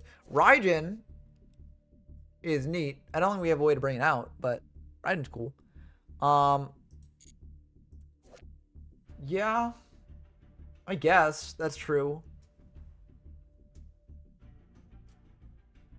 No, but it's you don't get to take their best card. You get to add, because both players look at their opponent's deck and they choose one card, then add the card from their own deck chosen by the opponent to their hand. So it's not like it's, yeah, if they negate it, it's a hand loop, but ultimately, like, we're just giving them a free card, right? Is the thing. And we don't necessarily have the good enough stuff in our deck to make it worth it for us, right? Because they, because like we activate Margin Trading, they see Empress Mantis, and they're like, oh, we're going to give you Empress Mantis, and we have to give them something. Well, it's not that, if I'm reading this correctly, it's not that they get something from our deck. It's they get something from their own deck. Yeah. So if it was like exchange, where like you get something from their deck, that would be really good. I would do that 100%. But given it seems like it's from your own deck, I feel like this is not the best for us. Mirror Force Launcher is very funny. If we ever get Mirror Force, we are playing this thing. Because that is very, very funny. But yeah, we unfortunately not in Mirror Force right now. I mean, listen, I'll take Clara and Rushka. It's a generic link card. There are potential ways it can come up. I will take this. I'll add to the extra deck. And I don't think we can make this at all. Maybe we can. I don't know. But Wave Seeder is pretty good if we ever get things to support it. But yeah, I mean, I'm not upset with that match back. It wasn't as good as the last one, but Clara and Rushka is a pickup. It is a card to pick up. You know, it's not the best thing in the world for our purposes, but it is something, you know. And if we ever get something that like does rely on being sent to the graveyard and stuff like that, then it can be good to trigger that and do stuff with that. Varmint Beetle, really bad. Reinforced Space. We don't have enough Xyz monsters that we're going into to really make it worth it. We just have Ouroboros, which is fine, but like I feel like we're not generally using that for just its attack, right? So Shen Scheme, can't really do anything with that right now. Bone Temple Walk. This was a card that I really liked as a kid, just because the art was so cool and it's like interesting, but it doesn't really do much here. I guess you can do something with it, like we can make for like link plays or things, or it's not terrible, but like I feel like there's better things that we could be doing, you know. It's just a bit slow, I think, as well. So I don't think I'm gonna play that one, even though it is neat. There are some things we could do with it, but I think it's just not really the best. Let's go to our deck, because again, I think we can add Clara and Rushka. So yeah, we're adding that for sure. And then I think everything else, I mean, we have no way to go into Raijin. It's good if we ever get an Invoke package later. Maybe Skilled White Magician. Let's see, what are we cutting for Skilled White? It might be time to cut Draco back, honestly, and some of our normal monsters. Because there's other better cards we could play instead. We have Maiden of the Aqua here, which I could play instead of Giant Soldier if we cut down our normal package. I have not pulled off Draco back once. I think the normal package is, I think that dream is dead. So yeah, I'm just going to put in a Maiden of the Aqua here instead of the Giant Soldier. That's an Earth there. We have Emergency Sea Angel, but we can't summon that out. Yeah, we don't really have any water monsters we can use here in addition to that, but I think Maiden of the Aqua is a good inclusion. I am gonna put in Skilled White. It's not bad. I think I am relatively happy with this. I am happy with this. I should back out my extra deck so I can have more sends in case I face something like Dogmatica. Yeah, the reason why we initially didn't max out our extra deck is because we had Ankama which could potentially come up. But given that we're filling our extra deck with like more edge case cards that we're realistically never going to get through our entire thing, I think you are right that we should probably just start filling this thing up. So I'm going to add those two. I'm going to add the Chimera, Marincess. Gets the Howitzer as well. Dragluon. And I believe Booster Dragon, the last one, yeah. I guess Pain Gainer could potentially come up. I'm fine with this. I think this is all good. We can add more things to the fusion deck if we see what we if we get things, we can add more things to them and sort of reassess. But I think this is a good enough full extra deck there. But that is probably a good idea now that Ankama Fright is just like, it's just a pen scale, really. It's not going to be doing much else besides that. But I mean, that's good enough for our deck, right? So,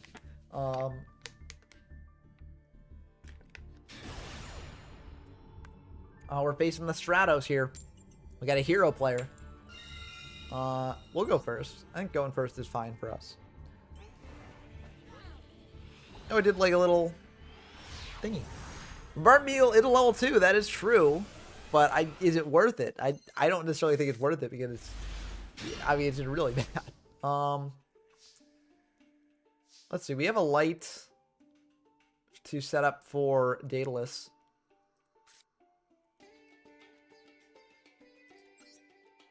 I don't hate just committing Endmaster and then setting Curse of Aging. Maybe I should have summoned out Darkfire Soldier and set Curse of Aging, because I can always pitch the Chaos Endmaster. But I think this is a bit more flexible. Oh, that is true. Bombardment Beetle does counter the Ghost Trick community.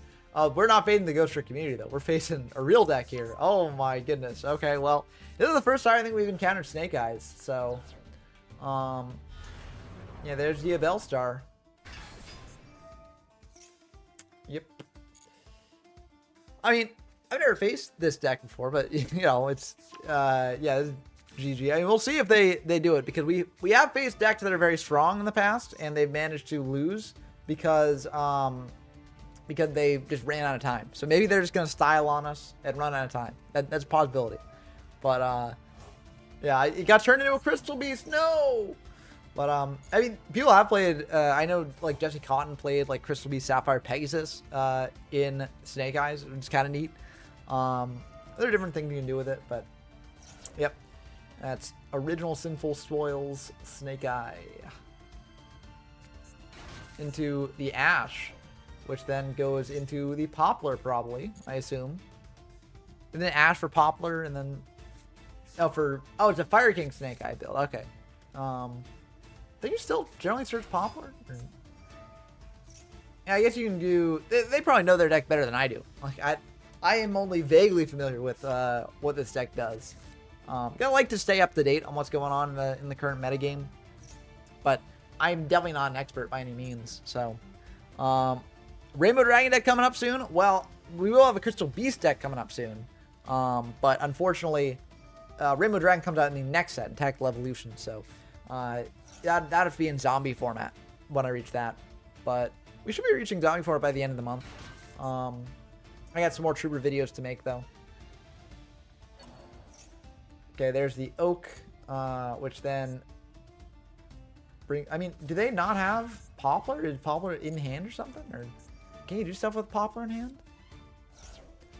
Okay, are they going to go into Poplar here? I don't know. Yeah, it's always a bit disappointing. Oh, wait, they're going to Flamberge. That makes sense.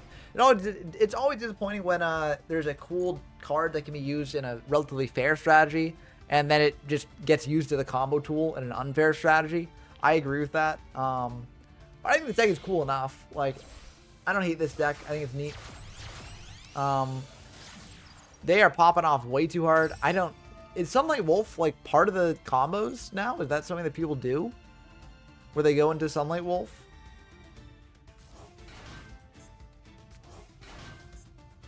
I'm going to bring back the Ash and the Onyx.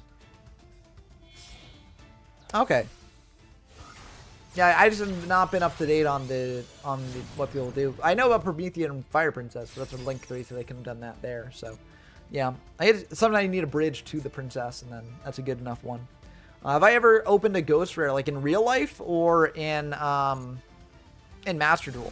Because I have opened a Ghost Rare. I think it was a Ghost Rare, but I opened a Turbo Warrior from Crossroads of Chaos, and that was like, I'm pretty sure it was a Ghost Rare because it was like all white and stuff. But I don't quite know if it was actually called that or not. But that'd be the closest I've gone to that, yeah.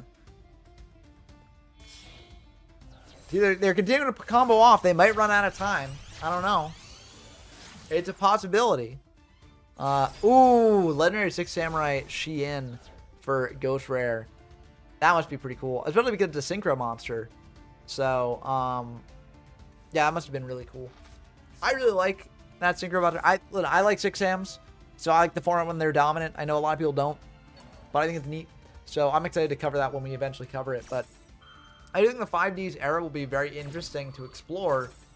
Because I feel like not many people have really explored Beyond Edison with a lot of those formats. And there could be hidden gems. It could all be trash. Who knows? But I'm excited to dive into it anyways. But, yeah. I will be opening the 4th Century Bonanza. I'm planning on opening a box of that for the channel. So look forward to that. Probably won't stream it on Twitch, but I will be having it somewhere. So definitely check that. Yeah, it's probably an ulti or QCR then. But, yeah, Ghost Rares, I'm also not the biggest fan of them. Like, I don't like it when they basically like white out part of the card. They're taking, no, not my Crystal Master. Damn. And they had some good stuff. All darks though. Where's the light? I should have kept the Chaos Endmaster in hand so I could have used the Curse of Aging to pitch it and then set up for Chaos Daedalus here. That's rough. Also, they put the Chaos Endmaster in my pen zone. That is rough. Yeah, a lot of the rarities are very weird. They definitely could have killed me here. There's no way they could not have killed me here. Like, that is... They definitely misplayed on their part. There's no way they could not have killed me. But we did not draw the punish. If we can get this thing out of our spell and trap card zone, then we're good. Because we got Daedalus. But, like... that's frustrating. I definitely messed up a little bit here, but we're just going to set a Darkfire Soldier #1 and pass back. If we had gone Daedalus here, we could have beaten over the Zealantis. I mean, I guess they can... No, there's nothing co-linked to it, so like...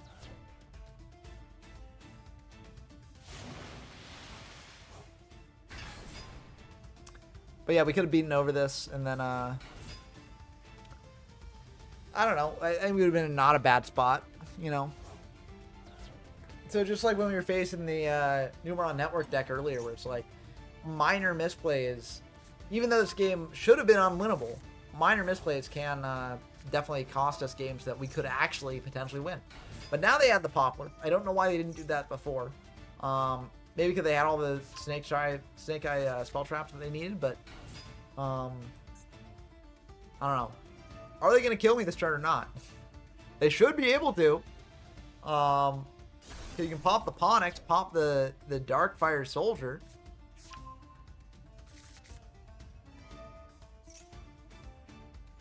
I don't know. Oh, it's an ulti. Okay. Ultis are still very cool, though.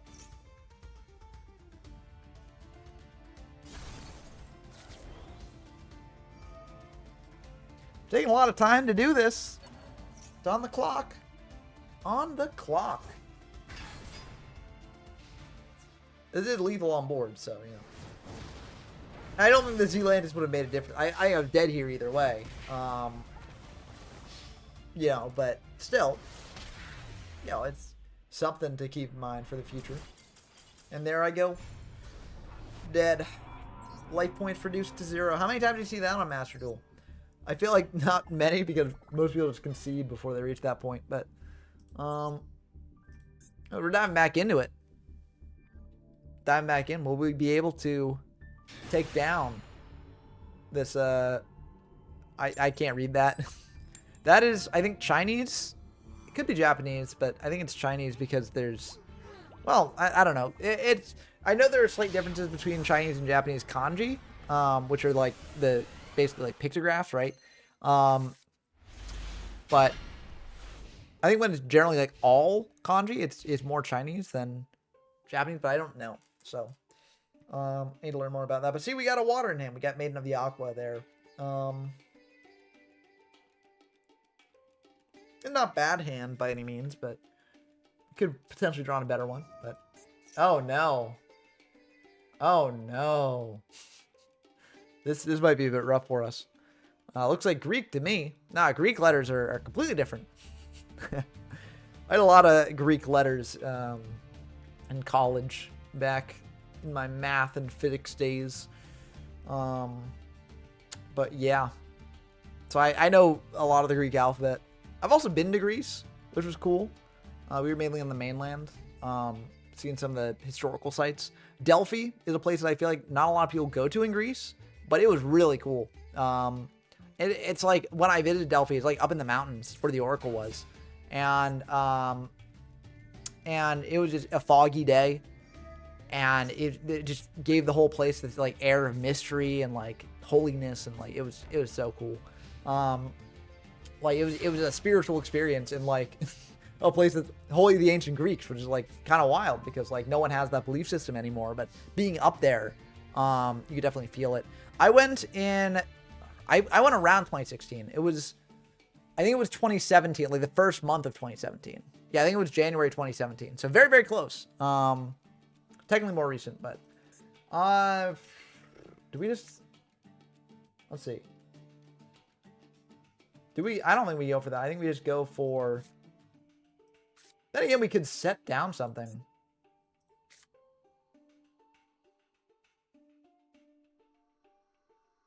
I don't hate this. I'm gonna just do it. They might have something here that they stop this, and then we can go from there, you know.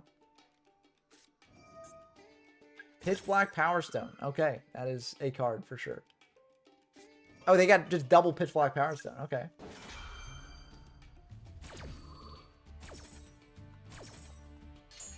I think this is fine, right? Like, what does this do? I'm gonna send. I think Chaos End Master to the graveyard. Oh, I lost the Scapegoat. That's rough. Zeus was unfortunately not doing meet and grease when I went. It was very rough. I think we can just beat over this and attack in. So that's what I'm gonna do.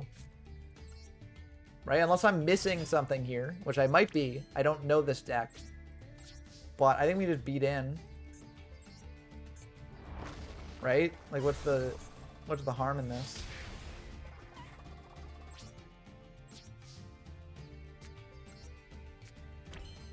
And I'm just gonna leave it at this. I think this is fine enough. Oh, I have played Hades, yeah. Hades is great. I love Hades. I still need to do a 32 heat run. But what I'm trying to do now is I'm trying to clear out the shop. And okay, so they're doing pendulum stuff. But like, what does this do? It adds a pen monster. So that's pretty good for them. Not gonna lie. But I still feel like this is pretty fine. But yeah, I love Hades. I'm excited for Hades too. I generally don't play games in early access, so I'm not playing it there. But I'm looking forward to it. Let's see. I don't need to do anything for that, I don't think.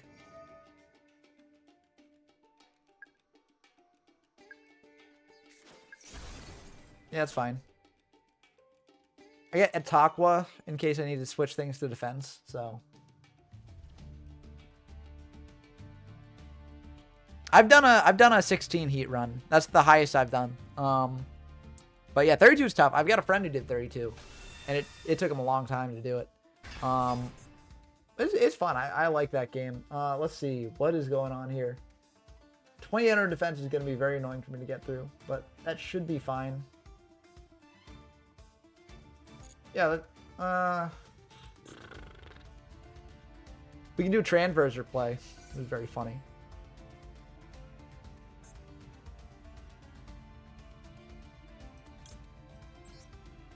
I'm gonna try and transfer this thing.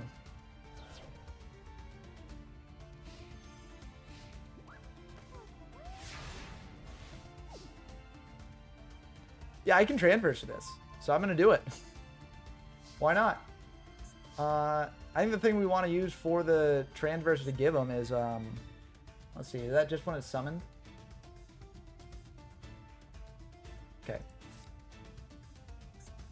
Let me just check this thing. It's 2 effect monsters. These are both effect monsters. So I'm just going to go into it now.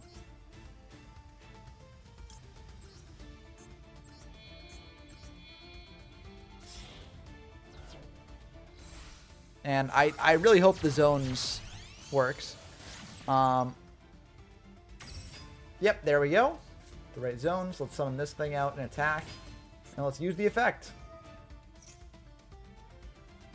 I'm going to put that right here. I don't want to swap this thing. And let's get in there. I mean, yeah, this is pretty good. I don't know, this seems pretty good to me. I will take this. I think they do have enough spell counters to do that again, maybe, but like, I still feel like this is fine. I got their mod monster. But yeah, the Hades you play as does look completely different in the second game. That is the trickiest thing, you know. But yeah, Transverser, such a good pull here. That's so good. Okay, that's fine. Do I Transverser the set? I could just do that. If I have a weak enough monster to bring out, I could do it, but I don't. Okay, Beatron, let's see, 1200 plus 24. I think well, no, I can just kill them like this, so that's what I'll do. I don't think this deck has anything that can stop this, so I'm just going to.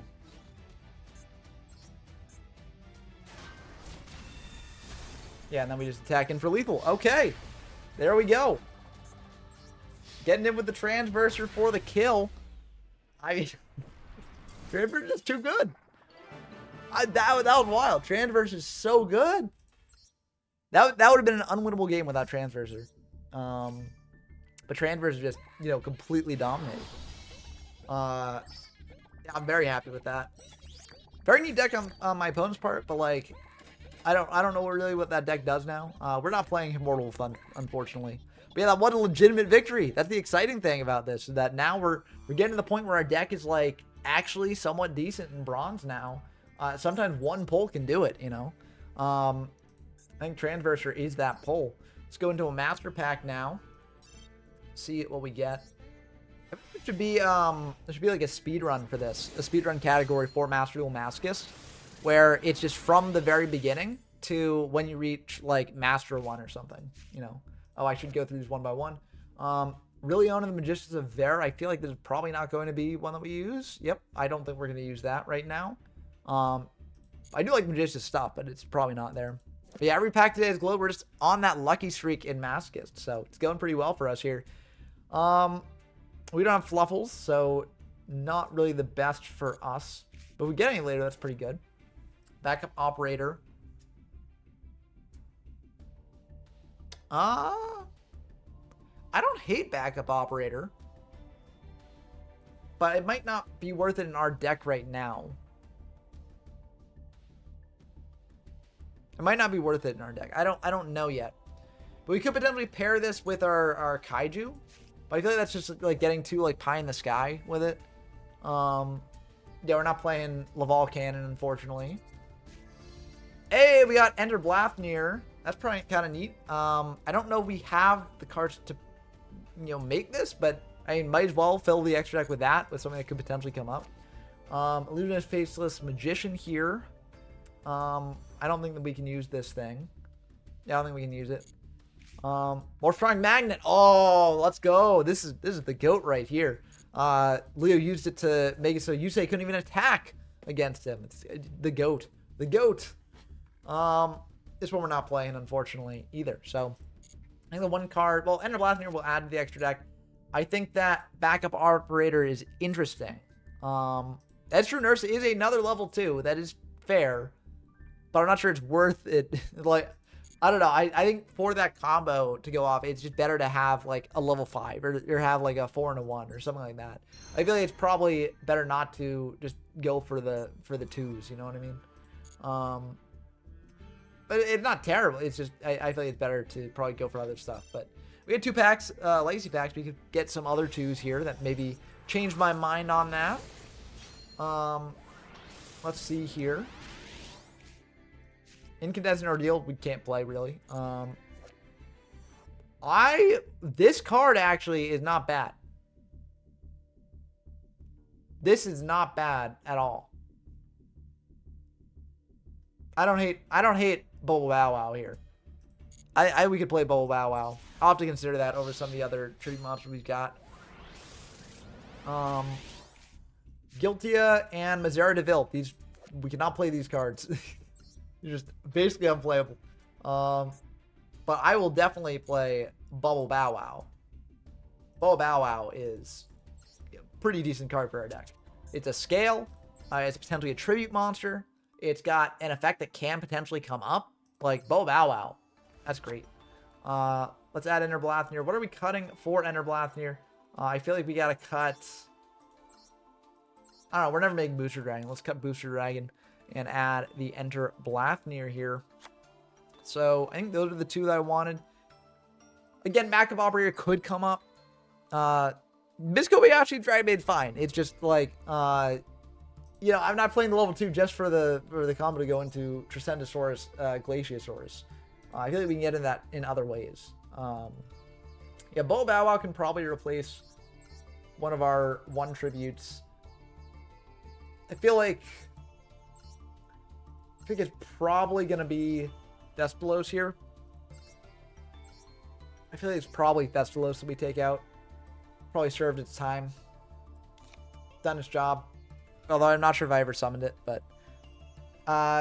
well, so... Oh yeah, I could replace a normal... I could replace, like, Mantis. Yeah, I don't hate that. Mantis or Earl. Probably Earl, right? Earl's weaker. So yeah, and let's add back the Thesplos. The Thesty. Yep. Yeah, that's a good suggestion, Zacharoni. But yeah, now we actually have a Performapal for this guy here, which is actually pretty neat. I mean, not that this will always be going to the graveyard, but, you know, it can come up potentially. And, yeah, I mean, I'm very happy with this, honestly. Okay, there we go. Back into the arena now.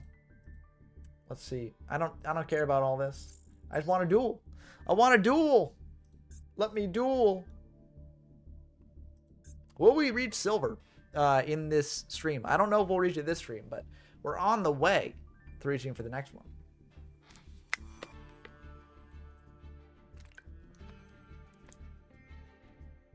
Ready. Go. Looks like another Chinese player, I think. We're going first. They got CDI there as their mascot. They don't like the majestic mascots, and I got Ritual Raven. But listen, I love Ritual Raven. It's majestic in its own way, you know. This is a pretty good hand, all things considered. I feel like what I'm going to do here, I don't necessarily want to go for Sheeran yet. So I'm just going to set the Spiritual Whisper and pass. And I feel like we can do a lot next turn. Because Sheeran basically makes a Juvenator Transverser on its own. So, yeah, I feel like we're in a good spot with that. But the 2 zones to note for Juvenator Transverser are the middle zone on their side and the far right zone on their side. Another Cyber Dragon deck. Oh my goodness. Damn. We might be dead here. We might be dead here. That is very unfortunate. Yeah, this is going to be rough. I'm not going to lie.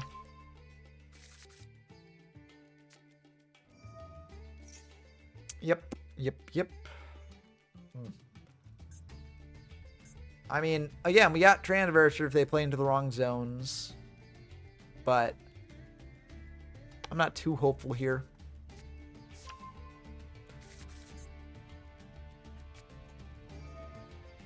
Ah, and there's the dupe. They always open the dupe. Why do they open the dupe? The dupe and the core into the double Sidra.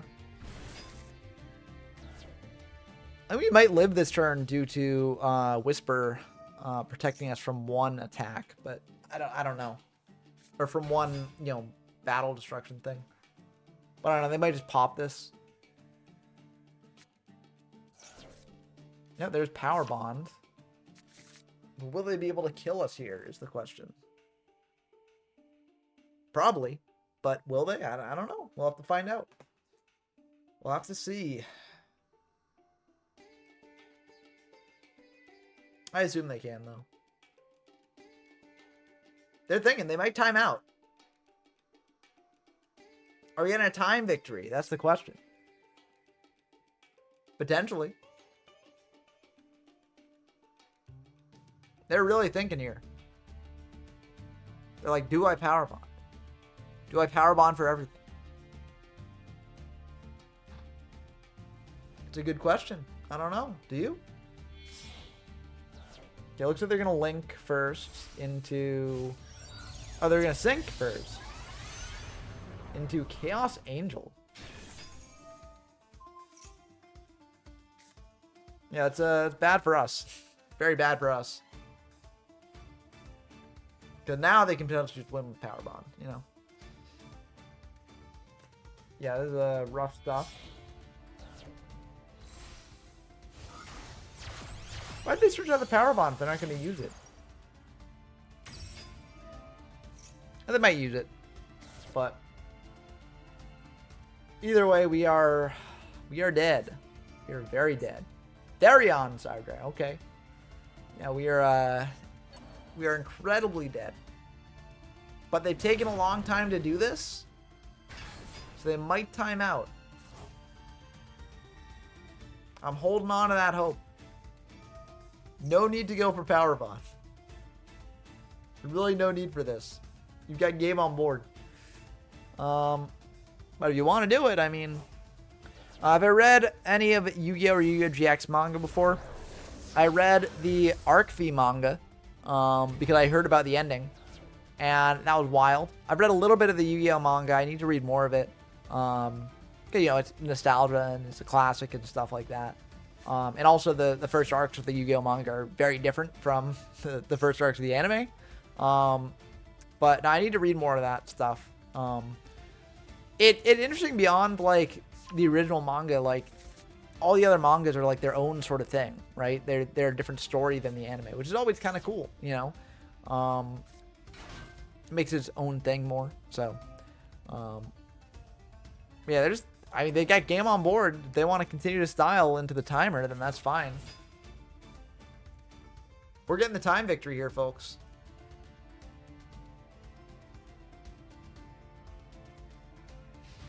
Oh, no, we're not getting the time victory. Well, they got to decide on which ones to attack with,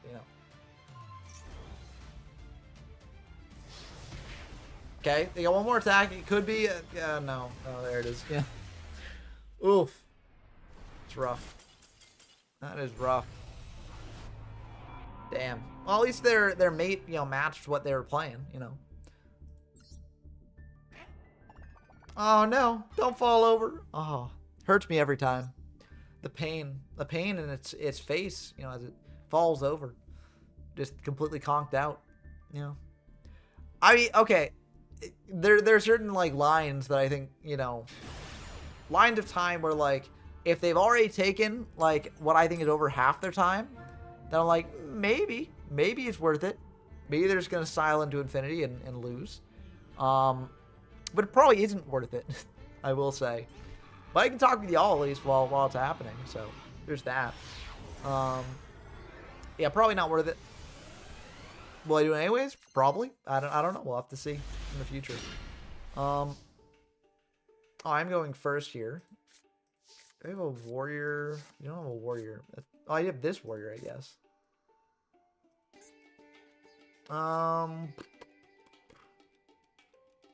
Could just end on Empress Mantis, but I don't really want to do that. So what I'm thinking here is I just save this hand. I just pass back to them. Because next turn what I can do is I've got an extra summon of an Earth, so I can summon out Boggart Knight with that extra summon. And make something, potentially. I could also just go for Empress Mantis as well, so. As long as they don't kill us here, I'm okay with it. Favorite normal monster? That is a good question. It's tough off the top of my head to say my favorite. I think, it's a really tricky question. I think I actually like, Dark Condition. Oof, that is rough for us. I think I actually like, the Sun Avalon normal monster, Sunseed Genius Loci, I think it's called. Just because it's cool that is like the seed of an entire archetype. And I know there are other normal monsters like that, but I just really like the Sun Avalon stuff. I think it's just a neat thing to have, and it just speaks to me in a way that a lot of other normal monsters don't. Which may seem weird because, you know, there are a lot of iconic normal monsters throughout the game's history, especially in the DM era. But I do just like I do like the Sunseed normal monster there. Oh! Hold up. Hold up. Well, that's pretty good. I'll take that. I will take that. Okay, I think here we do not go for Empress Mantis. It's 300 more attack. It's not worth it. So I think what I'm going to do is I'm just going to summon out the Boggart Knight. I'm going to keep the Carterin in hand. I'm just going to attack with the Boggart Knight. And then I'm going to set an Atakwa. And then next turn, I can either do plays with the Carterin, or I could summon out Carterin and go into Transverser. Yeah, if only the Windstorm was a bit heavier. Heavy Storm would go nuts here. We do not have Heavy Storm, unfortunately. Edgewood can protect me for a turn at least. But there's the Chaos Form, so that's going to be annoying. I think this can still protect me.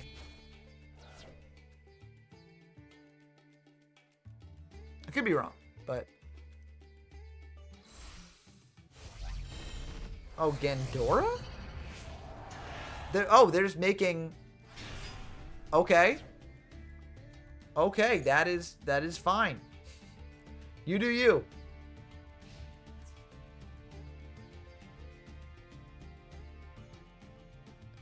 I'm using Etiqua here because next turn I can go into Transverser. And then I can... Oh, but I need somebody to take control of the BLS with, so that's the tricky part. Oh, hold up. That does it. That should do it there. Yeah, I mean that... Because this is a pretty good pen scale, so... I can pen scale everything here.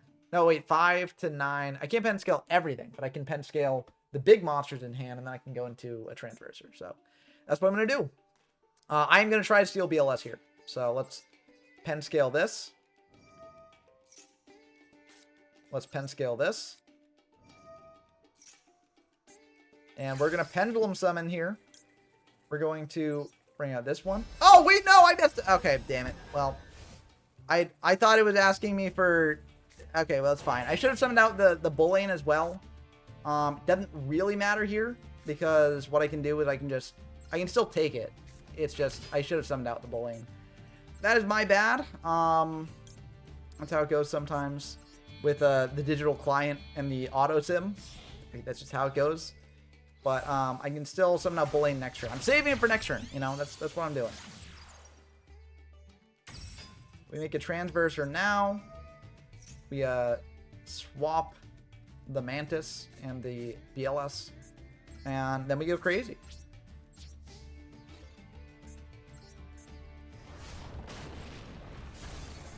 Why did I put the BLS here too? Like, that is the worst spot for the BLS to be in. I'm just throwing. I'm throwing so hard. Worst case scenario, I always tribute over the BLS for Karate Spirit, and then I swap that. But like, that is the worst thing. That sounds so bad. But hopefully this just lasts me enough. You know, it should be good. No, not smashing. Oh, that's rough. Oh, it's not affected by things? Oh yeah, can't be destroyed by opponent's card effect. Okay, I'll take it. This is lethal on board, so you know we will go for that. There we go. Yeah. Perfect placement. Yeah. It actually did work out. Okay. All part of the plan. All part of the plan there. Just too easy sometimes, Yeah. Whew. Got lucky there. Got lucky there we didn't get punished, but yeah, their abilities did definitely equal the Blue Eyes White Dragon there. Wow, that was very good. Very good for us.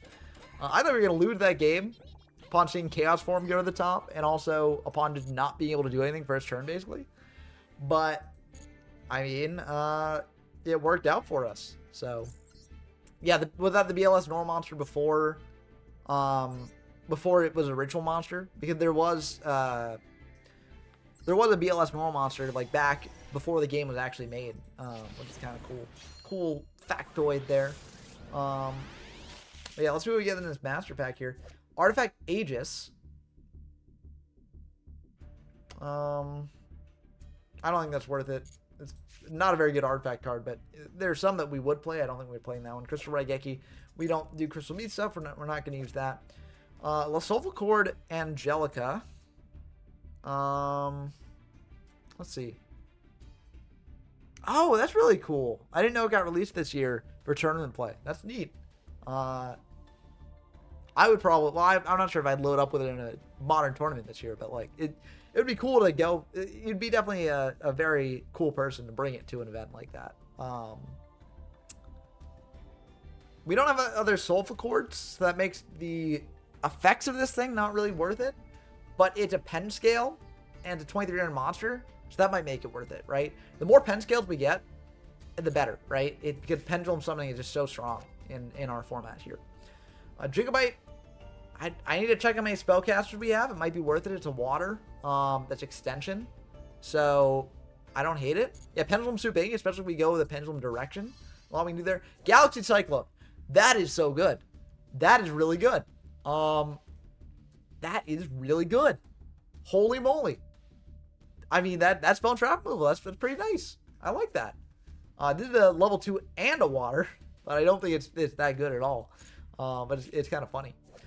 Storm Ice is also Spawn Trap card removal, but I feel like it's a worse Spawn Trap card removal compared to Galaxy Cyclone, because we want to keep our pendulums around. So, and lastly, we got Calm, Serenity of Gusto. Probably not going to play that one, but yeah, Tree Otter Synergy. I mean, it does synergize with the Ice Jade tuner, but I don't think it's something that I'm going to be playing. But it is very funny, for sure. We got 3 Lazy Packs. Whoa, 3 whole Lazy Packs. 6 cards. I mean, what are the odds we get something good?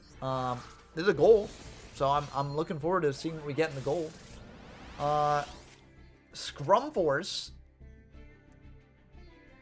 I mean, no, probably not.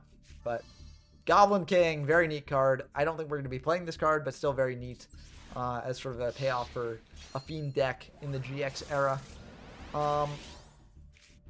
Link Back. I don't think this is good, but I don't know. Yeah, I feel like that's not that good in our deck, but it's interesting. It's cool. Bear Blocker. I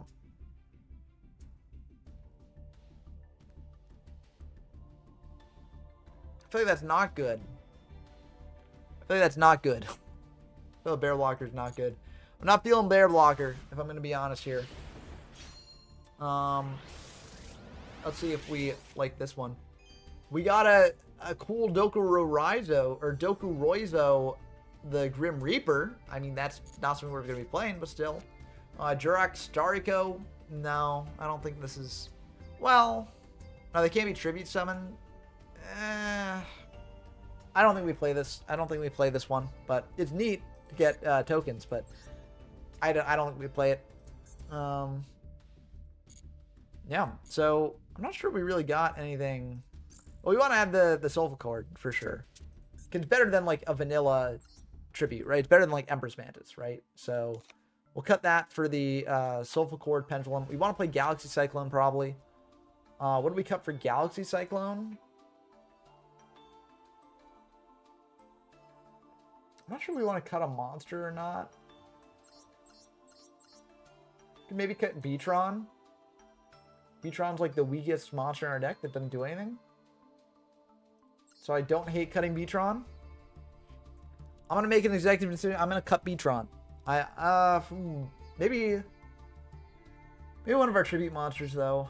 Might be better just to. No, I'm gonna cut a tribute monster instead. I'm gonna cut. I feel like Thestalos. Now the time has come for Thestalos to be removed from the deck. So that's what I'm gonna do. Gonna take out Thestalos. Tough decision, but I stand by it. And I'm gonna save the deck as that. I think it's pretty good. I feel like we got a pretty good deck shaping up here. But the only way to test whether we've got a truly good deck shaping up here is to dive into a duel. If I reach silver, I'll probably call the stream there. I feel that's a good stopping point. But I'm not sure we'll reach silver. But if we do, that'd be pretty cool. We've not won the coin toss a lot this session, but I think it's... Oh, we're going first. Oh no, that's an OTK deck. We face Cyber Dragon again. That'll be so sad. I'll be so sad if we face Cyber Dragon again. Hopefully it won't be Cyber Dragon. Okay, this is actually not bad because we got a really good pen scale there.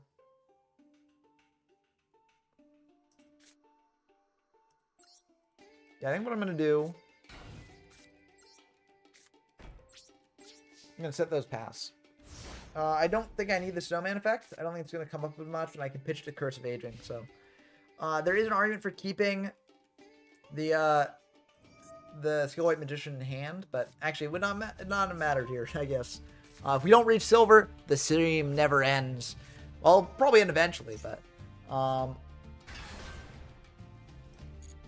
yeah, I think, you know, good thing. Oh no, this person actually knows their combo. Yeah, I believe this person probably... I think we're cooked a bit. I mean, I'll wait until they get lethal on board.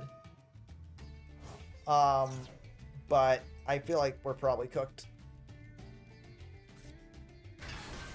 Like, they're doing the 10E stuff. They're definitely in a good spot.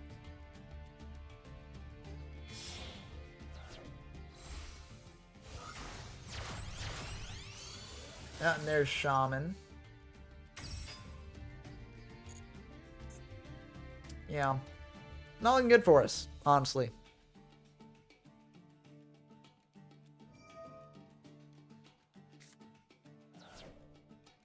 Maybe they're bricking on stuff. I don't know. Wait, didn't we see them search a Moe? So they got Moe online. I think it is lethal, probably.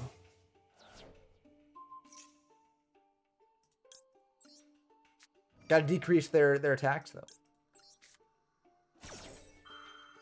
Okay, now it's not lethal.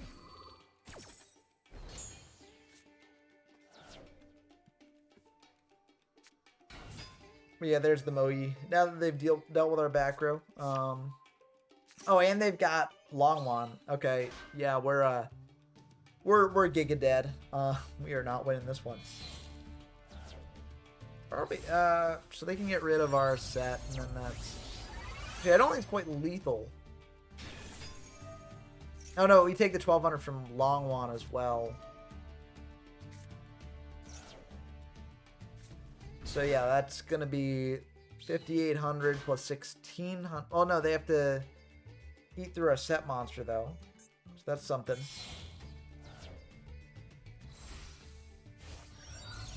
But I don't think we're dead yet. But we're very close.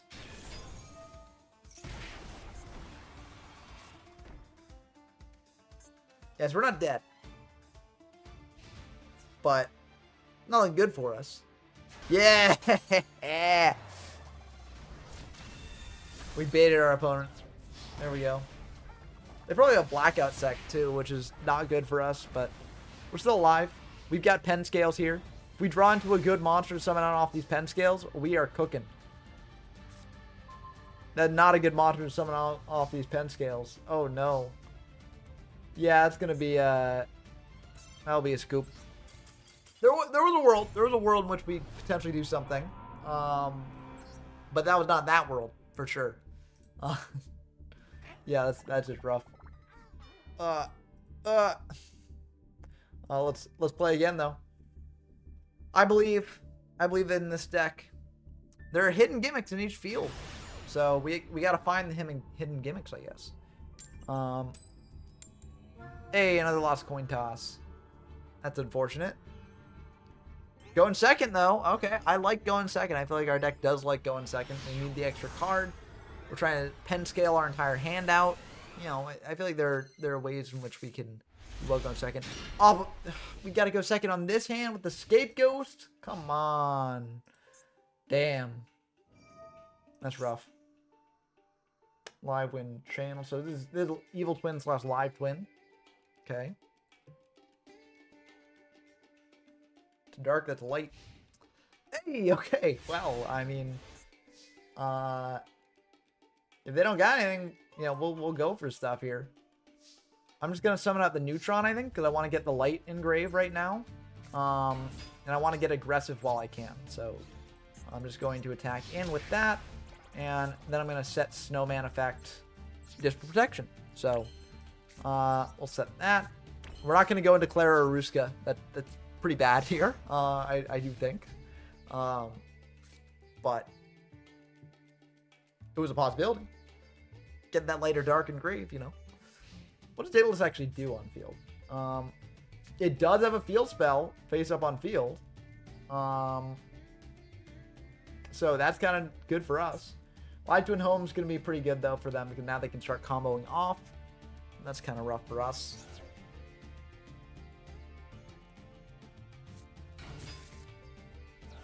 But once we get Daedalus out, I feel pretty good. Yeah, they get to combo off a bit here. I do think this is a winnable game, though. I don't think they can win this turn. Unless I am completely underestimating Live Twins. But I feel like we are still in it. Okay, there they go into Lilla. Now they get to, you know, bring back a Kiss a Kill. Like that. Then they can do something else if they want to, but this deck isn't really like an OTK deck. It doesn't, like, assemble a ton of lethal as far as I know. But I could be wrong about that. Yeah, there they go into Kiss a Kill, and then they get to bring back a Lilla. So they bring back the Link. Yep.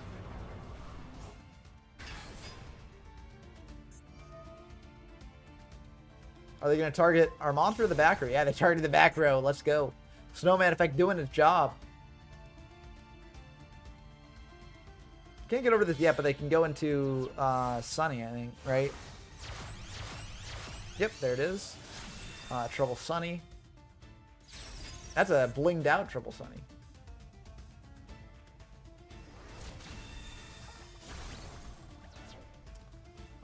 But I think I can just set Scapegoat and be relatively fine. That gets a Dark Engrave and sets up for Chaos Daedalus on the next turn, which I can then use to banish the Trouble Sunny, non-targeting, it looks like. Oh no, it is targeting.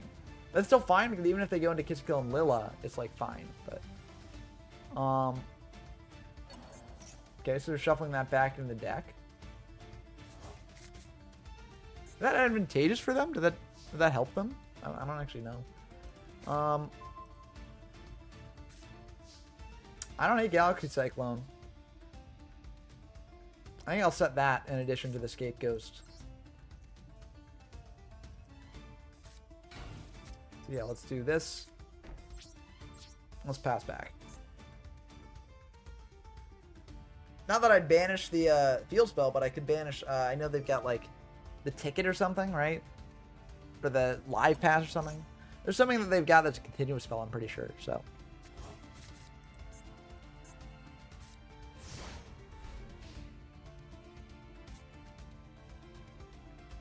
But yeah, I'm looking forward to bringing out the Daedalus.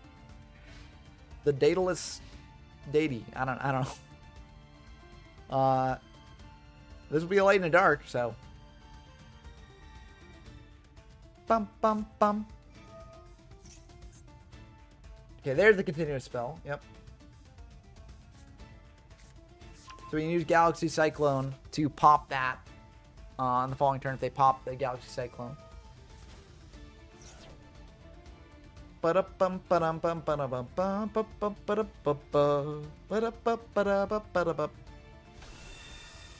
Okay, there goes Kill, and here comes Lilla as well. There they are.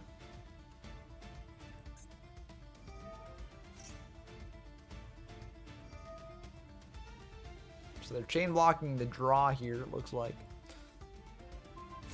And they're also popping my back row. No, not my Galaxy Cyclone, which I wanted engraved to pop the Sunny's Snitch. What really the name of it? Live Twin Sunny's Snitch? It's a pretty bad name if I do say so myself. And then I go into another Sunny here. Oh, they're going to... Oh, no. Oh, no. That's much worse than a Sunny. Okay, we might just be dead here. We might just be dead here. That is bad. That is very bad for us. That is indeed very bad for us here. Oh, no. Oh, no. Damn, our escape ghost.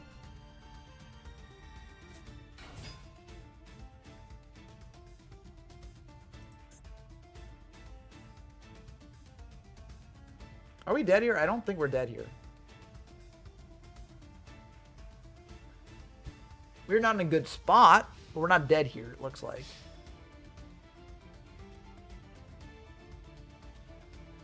But you know, I'll take that. We can bring out Chaos Daedalus, banish the access code. And I'm feeling relatively okay. We're not, again, we're not in the best spot, but it's a better spot than we have, you know.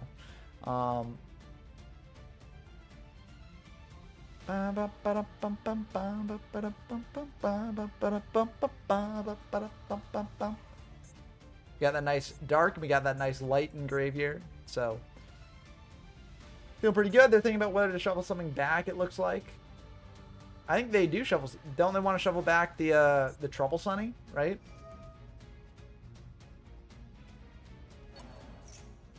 Oh, no, they want to keep that engraved because then they can send a card from our field to the graveyard. Okay, that makes sense.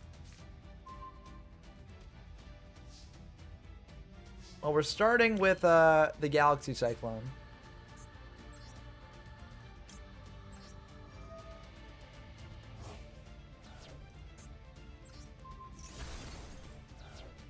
So, let me just check that grave. I want to see... So this thing says you can banish the card from your grave, send one Evil Twin, send one face-up, or one card on the field to the graveyard. So that is not target, which is unfortunate for us. But I think we should still be fine here.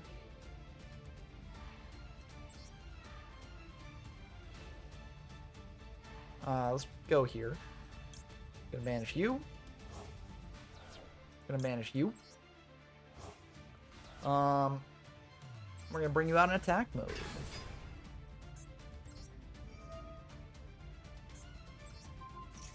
We're gonna banish that access code. I think we do go for Insect Knight here.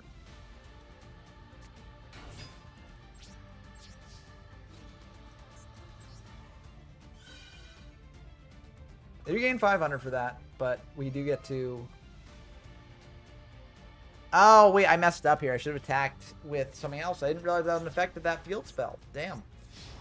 So that's bad for us, but I think we're still in it, you know, like we just lost out on 700 points of damage. I don't think that 700 points of damage will matter, but we'll have to see. I did not realize that that was an effect, but I don't think it matters that much. They had to kiss, yeah. We're probably dead. Well, we're not dead maybe, but we're in a bad spot for sure.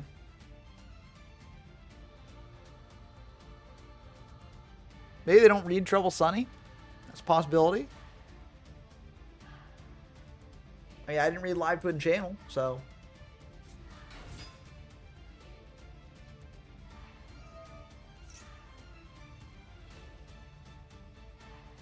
Yeah, not looking good for us. Not looking good.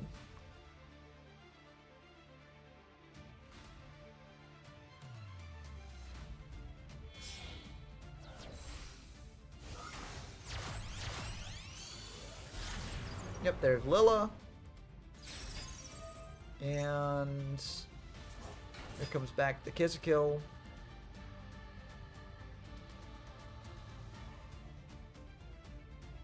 And they can go into Kill.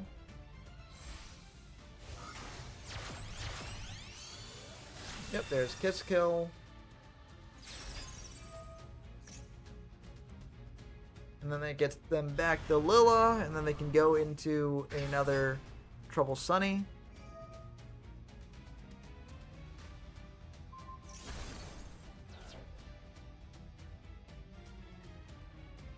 And they can also use the Trouble Sunny from Grave, I guess, to pop the Daedalus as well if they want to. So, yeah, I think we're kind of cooked here. Unfortunate. Still, we put up a good fight. I mean, Daedalus actually came down, which is better than it's done in the past, so that's pretty nice. But yeah, unfortunately, not much we could have done there, I think. Overall, I'm trying to think. Nah, it was kind of rough. Yeah, so that'll be the end of the game. I'll let them have the satisfaction. You know, our opponent was a fun person to play against. Evil Twin is not a popular deck, so you know, they don't get to pop off all that often, but, you know, very cool stuff. And let's dive into the next one here. Damn. No, Ritual Raven, no! Damn. Ritual Raven. I'll always remember you, Ritual Raven. All the opponents were scared. It took 5 seconds to find an opponent. They were too afraid. Varco's Flow, too. He's too afraid of our Flow, too. Okay, we're going first. That is scary to see. That means that there are no DK deck, probably. But, you know, as long as they're not Cyber Dragon, I feel I'm a bit traumatized due to Cyber Dragon. But, okay, there are some things we can do here. What I want to do is just set Hyper Hammerhead, bounce the thing back. Next turn, we've got extension with the Carterin to summon out the Boggart Knight with the extra normal. And then we can either tribute summon into Tlakalel, or we could potentially just summon out another monster from our hand and do stuff with that. So, yeah, I feel like it's better just to set the Hyper Hammerhead to then bounce something back. No, it's Cyber Dragon again. No, not like this. Every single time. Oh, my goodness. Oh. Well, they don't go CDI, then I can bounce back the Rampage Dragon. So, you know. Maybe there's something here. Maybe they don't have Machine Dupe.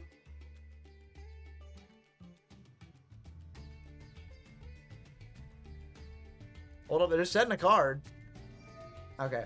I guess that's just the trap they searched out. They're like, you know. Oh, this is rough. Rough. Then they link into the Link monster, probably, right? But it hurts. Hurts me. That's for sure. Bum bum. Bum bum bum bum bum bum bum bum bum bum bum bum.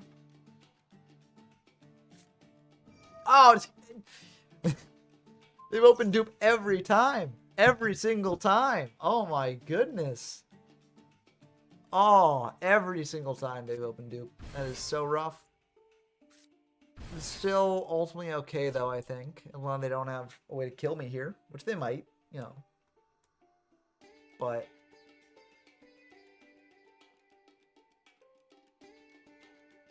if they don't, then Tlakalel can clean up the board a little bit. So that's nice. The Hammerhead could bounce back the Link. So I am really good at cutting their deck to Machine Dupe. It's just like I know where it is in the deck. Just put it right on top. Now they're going into CDI. Damn, that is rough. Other than just using Nova for Nova, but like, yeah, this is not looking good for me. Indeed, not looking good for me. Yeah. There's the Cyber Dragon Infinity. Yeah. Yep. Did indeed go into it. And yeah, this ain't good. This is not good. We're not dead here yet. Might not have a way to kill us. Maybe we can recover, but That's rough. They're going Verte. Okay. Yeah. That's rough. Overload. Okay. So you go Overload into Rampage, I think, right?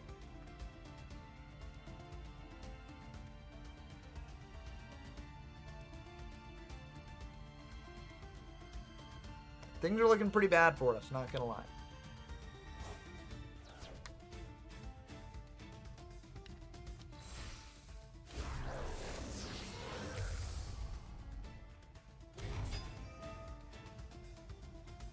Okay, they're gonna target their own back row.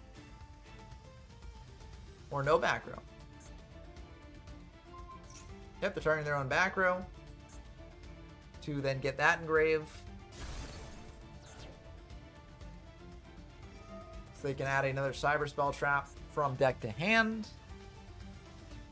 Yeah, it's not looking good for us.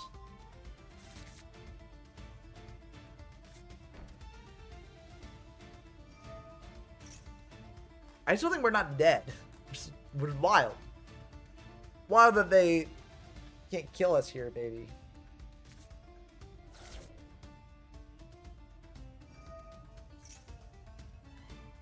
Okay, now they might be able to kill us. I don't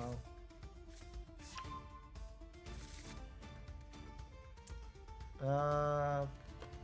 So they get 4,200 plus. We're not dead. There's a retro format where feature one of that 3 copies. So there's potentially a hypothetical format, basically right when Power of the Duelist releases.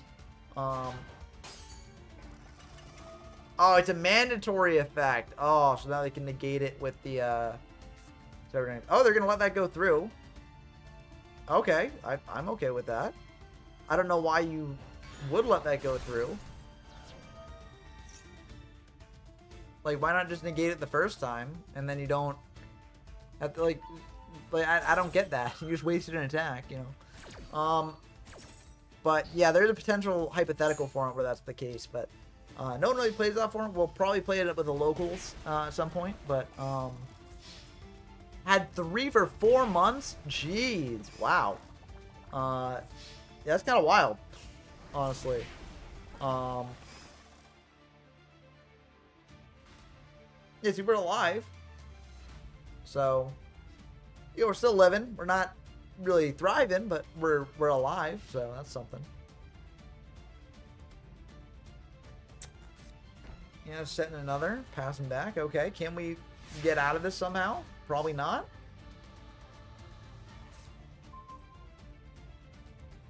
Conjurer really is not what we need right now, but why the oh, I thought I updated the title. I thought, oh, I see. I didn't click done. That's what I did.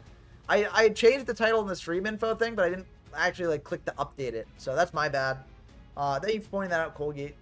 Yeah, it's not gonna.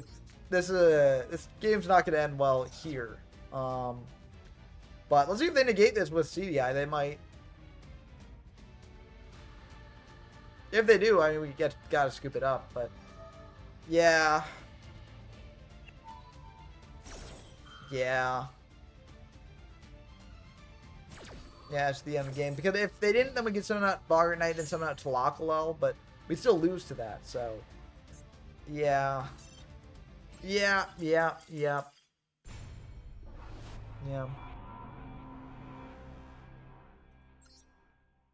Yeah, eating toothpaste is very fun to do, I agree. And healthy, too. That's what they tell me. Yeah. Let's see, we're trying to go until we get to silver. I'm not sure we'll be able to get to silver, but we got a pretty decent Masochist deck. I can go into the deck edit thing after we do this game. But and this game's the one we're gonna win it. We're gonna win this game. I can feel it in my bones. I can feel it in my gut. This is the game we go silver, you know.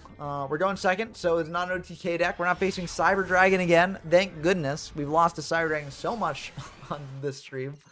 But this hand is not the best. We don't have any Earths or Waters to pair with Carter in here. I mean, if we draw into a pen scale, then this hand can be really good. But right now, this hand's kind of It's kind of iffy.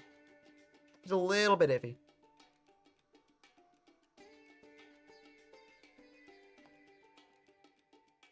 I mean, my opponent didn't do anything, though, so... Maybe it's not iffy at all. Could this be a timeout victory? We take those. We take those. Yeah, Karate Spirit, hi-ya. Oh! Okay. We take those, too.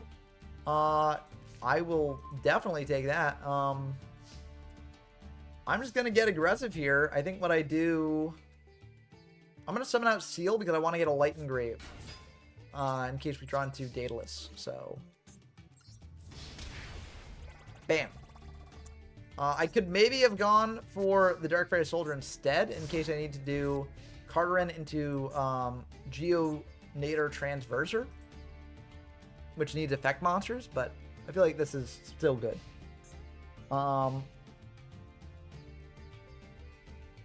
Yeah. Maybe facing a fellow Masochist here who's just bricking on stuff.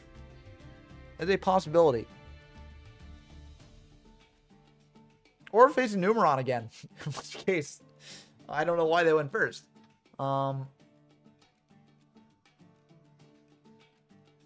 yeah, I'm feeling okay about this. I think...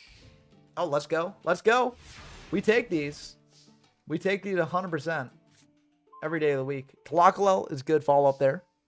So, I'm going to just go Darkfire. And I don't even think we need to go into a monster here. We can just attack into 34.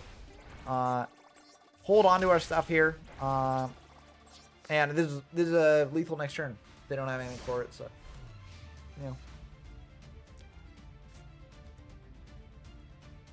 Now I'm ready for them to shatter our confidence here by just comboing off. Just full combo now. Just going to do full Snake Eye combo. They're just biding their time and waiting.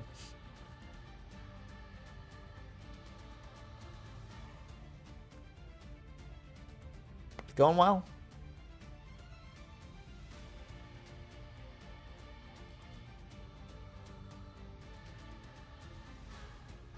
I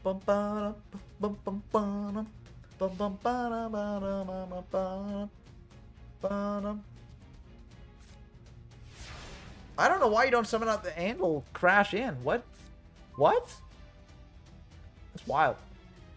I mean, I don't know. Just go for it.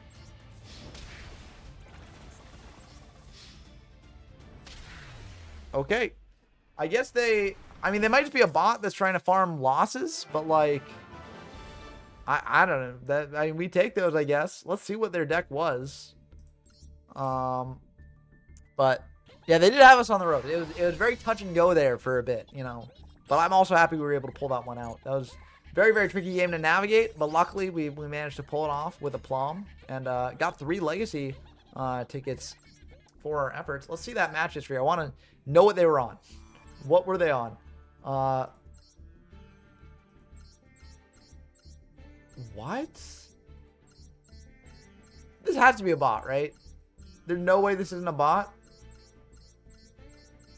Like, this is a bot, right? Like, I mean, yeah, there's no way that it's not a bot. There are more efficient bots, though. Just play a self-decay bot or something, you know? But, anyways, let's open up a new pack. A new master pack. Here we go. Let's see if we get anything good here. And then we got those legacy packs to open up as well. Diving in. No gold this time. So no gold master pack there. But Steel Strategist for hire. So if we get into for hires later, that's pretty good there. Oops. Oh, I didn't mean to open up everything at once. But we can just check these all at once. Infestation Wave, not really that good. Ignite Gallant. Again, it might just be a case where we want a pen scale. And, you know, we replace a different tribute monster with this guy. Puppet Parade. Nope, we don't have gimmick puppets. You and I. No. No, I don't think we're doing that one. Smile Potion. Interesting. I don't really think it's the best, though, so I feel like we're not going to play it. Odd Eyes Wizard Dragon. That's neat. I feel like we can't really do much with it, though. So, and white layer here. We don't have a Super Quant monster in main deck, but we can potentially do this with Ouroboros, or Ouroboros, but I feel like it doesn't really do much in that case. So I'm just going to... I'll keep that in mind as an option, but I don't think any of the cards in that pack were really that good for us. Let's hope that we can get something from the Legacy packs there. Let's see, 3 packs of Legacy. And then I think what we'll do is we'll play one more game with our updated deck, and then we'll call it there. Penguin Knight, against those mill decks. Paradragon, it's a dragon, it's a parrot. That's neat. Let's see what else we get here. Mirage Knight. Oh no, that's one of the worst cards we could have gotten. But it's neat that we have it. Like, kind of neat, you know. We got the Gruesome Goo as well. Nightmare Steel Cage, if it's a stall card, we could potentially use it, but I feel like that benefits our opponent more than us, since we cannot attack under this. So, I feel like we're not really going to play that one. Battle Mania is interesting. I feel like it's probably not worth it for us. Your opponent will probably have bigger monsters most of the time, but an interesting card for sure. Let's go to our deck so I can show off the deck to y'all. And then also add the Ignite Gallant, which I do think we're going to include. The deck has changed quite a bit for people who just joined lately. A lot of interesting stuff going on here. I think the big thing that we've been doing has just been shifting to a lot of Pendulum stuff. So any Pendulum monster we can get, we just put it in the deck, because in general, this is a very, very good way to get a bunch of monsters on board, right? And that allows us to do other stuff. Oh, that is true. Gruesome Goo is a water, so it pairs with our Ice Jade Tuner monster that allows us to pitch a water to summon it out. So, ooh, that's tempting. That is tempting. I think I'll have to resist that temptation, though. But I do think we want the Ignite Gallant in there. It's a pretty decent monster, I think. And then what to cut for that? There's so many good cards here I don't want to cut. Might just be something like Ankama or something. But like, it's an objectively worse scale. So yeah, Dawn's Luke is pretty cool. We haven't actually been able to pull off its effect yet, but it's very, very cool that we have it here. We can also cut Fabled Marcosia. Because Ankama is a scale. It's not a good scale, but it's a scale. Whereas Marcosia is just kind of like, It's a level 4 though, so that's nice. Could cut Tardiork, but that's a decent wall.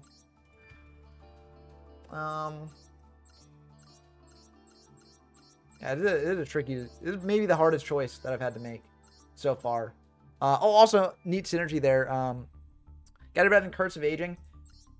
I could see that. The Curse of Aging hadn't really come up for us here. I think honestly, Snowman Effect though is worse than Curse of Aging, because Snowman Effect had like never come up. Like generally, it's not super important, but like I think any slight edge we can get is better than nothing. Especially when like I don't think any of these cards are like the best on their own, right? Beatron is maybe the worst of the level 4s we got left in deck, so I can cut that as well. I think I'm gonna cut Snowman Effect. Well, I think if we're going all in on pens, then Snowman Effect isn't bad. I just these like traps do like very little for me. So I think either Curse of Aging or Snowman Effect. I think you're probably right. Curse of Aging is the worst of those two. So I am gonna cut Curse of Aging. Yeah. And I'm okay with this build right now. I think this is a pretty neat build, and let's save it and try and go into the stuff. Oh, we also got Galaxy Cyclone as well. Snow Queen. So the reason we have Snow Queen here is that it's a water. It's also level 8, which we can bring out off of like Kuro Obi. With our other pen scales here. So, yeah, I like it because of water, but that's definitely a card we could cut in the future. But we got it for Ice Jade Ran Adrian. We got it for Abyss Soldier as well.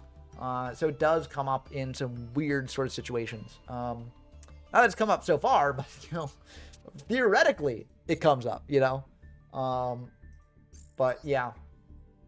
So I do like that one. But we'll play one game of Silver just to see the deck in action. Actually, we'll play until I lose in Silver. That's what we'll do. Yeah, water deck coming together indeed. Get some waters. I don't get why the Shieldmans are not water. That'd be honestly pretty cool to have Shieldman Sheeran there as a fun water. But Sheeran's good on its own. It's just extension, you know. So I don't hate Sheeran. But yeah, we got some combos going on. We haven't been able to pull them off yet. But but they're pretty cool. And here we go into the game. Hey, speak of the devil. We got the Ice Queen there. Yeah, that's not coming down this turn. Kerrykeon doesn't really do anything here, but neat card. You probably get Kerrykeon in the future too. Boy tier is water, that's true. But we don't have the boy tier. We just have the girl. Yeah, they're dark Kid the Cooties, I agree with that. Blackwing, we're gonna get killed by this deck. This deck is much better than what we've got, probably. If we pen scale with a scale 4, can we summon level 4s off that? I always forget. Swallow's Nest here. They're able to go into a level 6 Blackwing. Doesn't Whirlwind not trigger now? Like, why would you use this as chain to Whirlwind? Doesn't Whirlwind not trigger? Cannot summon level 4. Okay, so that is the case then. So this guy didn't really do much in our hand right now, unfortunately. We could potentially go into a 4 and a 9 for Ice Queen. That's neat. Yeah, I think our opponent majorly misplayed. What did the thing do that they searched out? Zonda of the Dusk. Okay, well, we won. We'll take it. Yeah, because, like, I know that from Edison, where if the Blackwing monster no longer on field, you know, Whirlwind will not trigger, or it will not resolve fully, right? You won't be able to get the search. It will resolve. It will trigger, but, you know, it's... Hey, we got Eagle Eye. Let's go. No traps getting activated under our watch. But, yeah, we just outplayed our opponent. It's just... we take the shame concedes, you know? If it gives us something good. So, let's go to another Master Pack, then. We'll buy this pack here. Purchase that. And now, opening up that pack, looking at what we got. Inferni Wildcat. We do have another Inferni monster. But is that worth it? I don't think it's worth it. It's kind of a bad card, but neat. Fabled Topi. We do have another Fabled monster. we're destroying all the like incidental synergies with the Fiends. But Blackwing, speak of the devil. This thing is not good for us, but it's neat. Water monster. Hold up. If your normal monster battled an opponent's monster, that's kind of... We do have some normal monsters. That's kind of neat. I think it might be a bit too cope to play, but it's kind of neat there. This one we're not playing any ZW or Utopia stuff right now, so good to know for the future, though. Which one? The Glacier Aquamador or the Pegasus Twin Saber or Mirage Mirror Force? What did we don't... Well, we do technically have Illusion Monster, but I feel like it's not the... Oh, we don't have an Illusion Monster. We got like the Illusion, you know, the Relinquished sort of related Illusion Monster, right? We don't have any ninjas, so we can't do anything with that. But that would be really good if we had a ninja, because that had a really good effect. Yeah, Aquamador. Yeah, I haven't seen this one either. I'm happy that it exists, though. I love Aquamador. Fusion Destiny. Will we ever get Phoenix Enforcer? That is pretty good. But yeah, unfortunately, that pack did not have much for us. I think that the Aquamador retrain is neat. It is a water, but I feel like there's just so many better things that we can play there instead. So we're going to buy 2 Legacy packs, though. Let's see what we get here. Or not buy them. We're going to open them. We got them from the duel. But, let's see what we get. We get a Galvanic Frying Pan, one of the worst cards, you know, ever. Guard Mines. I don't hate Guard Mines. It just seems a bit situational. But I don't hate it. You know what I mean? I'm not sure if I'll play in the deck, though. Call of the Grade, nope. We're not playing that. White, oh my goodness. In the same pack, we got 2 just complete targeted negates there. That's very funny. But I don't think we're playing either of those. Okay, do we even update our deck? I feel like our deck is fine. Like, what do we... Those cards were not good in general. Guardmine is like the only one I'd consider, probably. but I feel like Guard Bind is not good. I mean, I'm gonna type Ninja, see if I got one. Ninken Dog, we do have. Crimson Ninja as well. I don't think either of those are worth playing this thing, so we're not gonna play it, I don't think. Yeah, so I'm gonna keep the deck the same. I don't think there's really anything else there. Gryphon Wing is very funny. But yeah, I probably would not play it, but I mean, if you got Heartbeat Feather for running around, you know, you could play it, but it is a very, very funny card. And of course, you know, now you've shot on your opponent with it, it's like they're never gonna live it down, you know? It's like that one time you Griffin with them. So that's very neat. But yeah, I don't think it's worth it for us, especially because no to playing Dark Hole, right? So White Hole's useless. I don't think anyone's really playing Monster Reborn, so that's kind of useless as well. But there's better extenders, surprisingly enough. But we've been really bad on coin tosses so far in this session. But going second, I mean, I think honestly it's kind of what we want to be doing. Whoa, that's a cool Flamberge there. I didn't know that was a sort of like pet thing. That's cool. I like that. If only we'd gone first, we could have done Scapegoat. That would have been pretty exciting. We don't really have the best scales. We just have a 4 and a 5, which is like not good, really. We do have Fabled Marcosia, so we can attack him with that. They're setting a ton. This might be Lab. I think it probably is Lab. We'll have to see if it is or not. Snowman Effect. Not really the best right now, but I pet out a level 4.5. That is true. If only we had any 4.5s. I haven't gotten any of those in the packs yet. But if it's Lab, we'll run into it. Max C. Okay, sure. Wait, isn't that a Lab on the card back? So yeah, this is definitely Lab, right? That's like Lady of the Labyrinth, I think, right there. But anyways, we're going to attack in with Fabled Marcosia. I'm awaiting the Lab Trap to get activated. Okay, no, went through.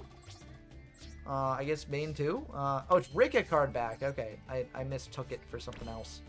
We're not going to go into Ruska because that's really bad under Max C. It's really bad in general here, but it's really under Max C. Next turn we got Tardiork into Ouroboros if we want to do that. Got a couple options here. Maybe I'll cut Tardiork. Tardiork's just kind of like, It's not really the best. But yeah, half of the new archetypes are anime girls easy to mix up. That is my problem right here, honestly. Darkfire Soldier, I think honestly I just summon out Darkfire Soldier to try and get in for more damage. We're just gonna beat him down, you know. Skilled Rain. Oh no, Skilled Rain. That's really bad for us. Oh no, whatever will we do? That Skilled Rain. Oh, my monsters, my great effect monsters. Tardiork actually Tardiork goes hard here. Let's see. Okay, that's fine. Does stop us for a turn, which is rough, but you know, is what it is. Yeah, we'll just pass back. I mean, I don't know what deck they're playing really. Is this Lab? Is it not? They're disconnecting. Okay. Tardiork stonks. Come on. Don't DC. I want to summon out Tardiork against you. The Tardiork stonks are going up. This is a very, very funny match so far, I will say. Will they draw a monster? Will they not? We'll have to see. They gotta have a monster somewhere in their deck.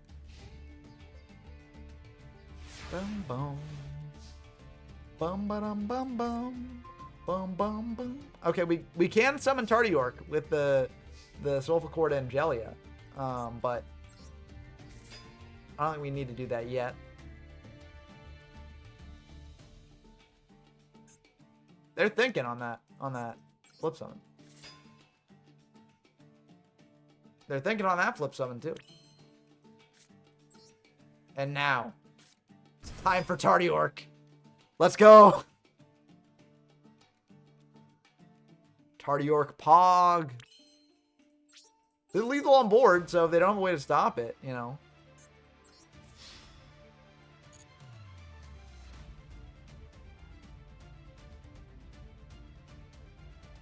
Let's go. That's one.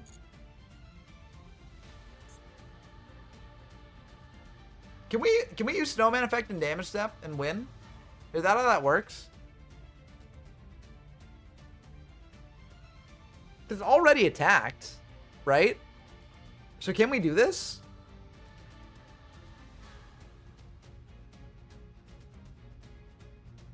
Is that possible? Oh, cancel the... Even in Damage Step? Okay, then. I guess we won't use it there.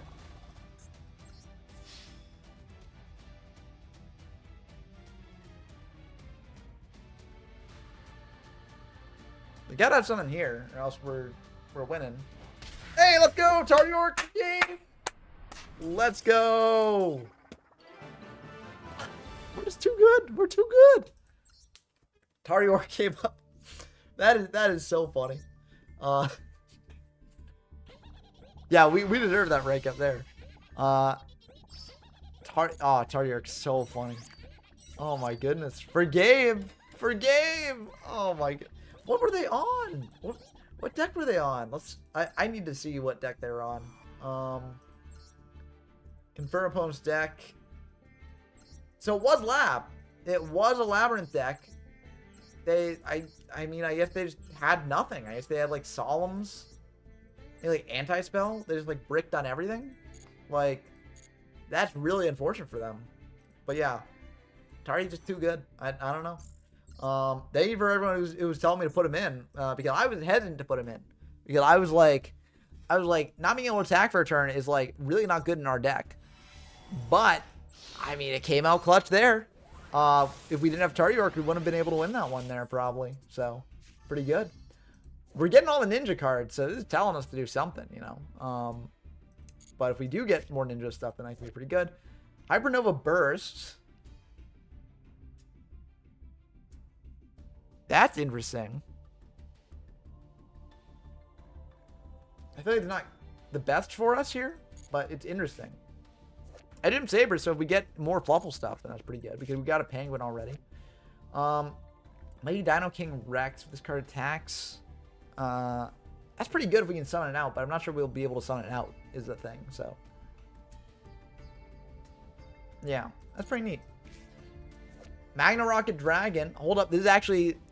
That's pretty good, and we do have a Rocket Link. So, I don't hate that. I do not hate that, indeed. I'll go for that. I'll put that in the deck. Testina Xyz monster is not what I was, looking for, but, it's a card for extra deck, I guess. Jack's Controller. Okay, if we ever get Undyne, that's pretty good. And then Goblin Biker Clatter Sploder. So this is probably not going to see much play for us, but I'll put the Magna Rocket Dragon in our deck. I'm okay with that. And let's go to the Legacy packs here. Let's see what we get here. 2 Legacy packs. Anything good? Anything you want to include? Bam. Cutting open that pack. Getting hopefully some good stuff. Speaking of Griffin, we got Griffin's Feather Duster, which is probably not the best for us here, but Destruction Jammer as well. Probably not the best. Let's see what we get here, though. Second pack's always where the magic is, Second pack magic. Helios is funny, but nope, we're not playing that. And Seed of Deception, no, we don't have enough there. If we get my favorite normal monster, then we can play that, but unfortunately, we do not have that. But we still have the Magna Rocket guy that we can put in the deck. So I'll put that guy in. I think it's better than, we can take out the Beatron or Karakion. Karakion's a dark. Beatron's also a dark. Karakion has more defense, though. So I feel like we don't have a face-up Sparch. Well, I guess there is a weird edge case where we have, I guess pen monsters can count for that. So we send the pen monster to grave, then bring back, Insect Knight. That could potentially come up for Beatron, whereas Karakion never really comes up. So I'm going to get rid of the Karakion and keep the Beatron, actually, for the weird edge case where that does happen. But I like Magna Rocket. Do we have any other rocket stuff here? I don't think we do, but let's search it up. Nope, we do not. So can't do anything else with to go into the link that we have here. Do we? Well, we might have taken out that link. Let's put back in the rocket link, just in a weird case where we're up against rockets and like we geonate our transverse into one of them, and then we've got the other one. I don't know, maybe it could come up, but let's go for that. And yeah, I think that's it. Oh, actually, we could have Genex controller because we got Genex Neutron, so we could do that. Is it worth it? Probably not. I don't think it's worth it, but it's very funny. So, you know, something to keep in mind for later. But yeah, nothing else here that's really worth changing. So we'll save it at that. Jump back into silver. And I mean, if we never lose, the stream will just go on forever. But I expect to lose at some point. But we'll have to see exactly when that happens. So I guess just, you know, front loader all the losses for us. The Robin Hood is a great name. That is a great name. We're going, well, we should honestly go second, but we got some cards in the deck that want to be set first, like Scapegoat or the bird that is a wall, you know. Okay, this is actually a pretty good hand, all things considered. Yeah, no, as soon as no Cider opponents, then we're winning. I feel like I want Sheeran for later. So what I'm going to do now is I'm just going to set that guy and pass. Maybe I should have summoned it to bait out the Max C, but I might just, you know, set it. Cause I'm pretty sure this guy has a Max C, right?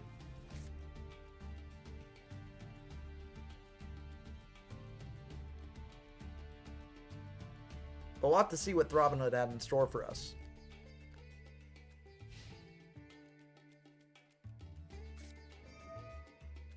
Oh no. This is Goaty? Just poor Goaty? Yeah, I think we might have a tough time beating this deck. Not gonna lie.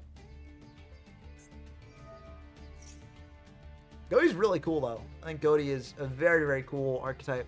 So I'm happy to see it win. But we're also not beating... I don't think we're beating this. There is a world where we potentially do it, depending on what we draw. If we draw into a pendulum scale, and then we, you know, summon out our whole hand, go into Geonator, and then swap, then that's something. We can go into Ouroboros as well to set down something. But if they banish our entire field, then we're just cooked, you know? So... Also, again, they probably have Maxi, so, you know, that does not help us here.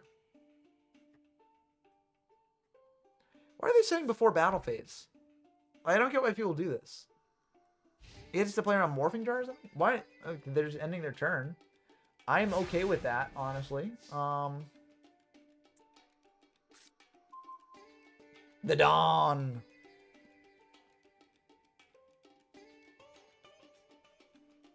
They're thinking.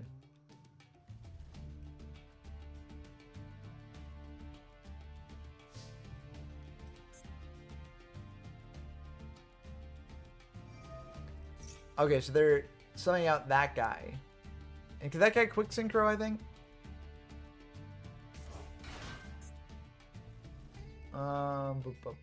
During your opponent's main phase, there's a special summon's turn, so yes, that can quick synchro.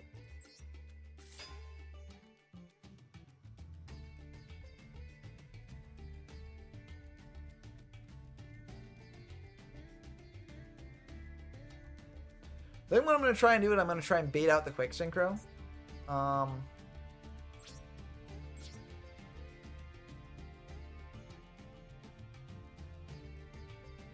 Yeah, so they are going to use it now. Which is what I wanted.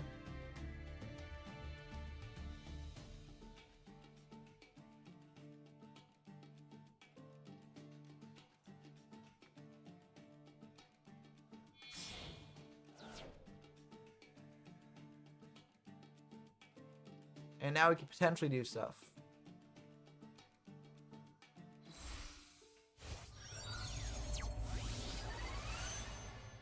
go into Ascon here.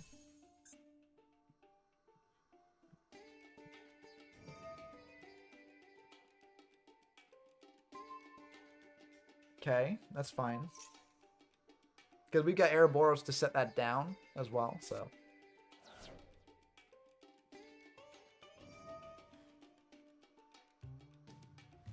It's unfortunate because then they get that online for the following turn, so. It's such a cool deck. I really think this deck is very, very cool, but it's just unfortunate for us.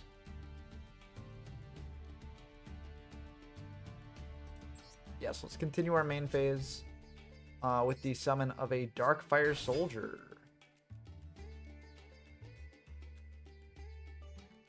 Will Maxx C come down here? No, it will not. That's very good for our opponent to do that. That's good discipline. Maxx C should come down here, though. We do just have to eat 2 draws for them off the Maxx C. Yep, there's the Maxx C.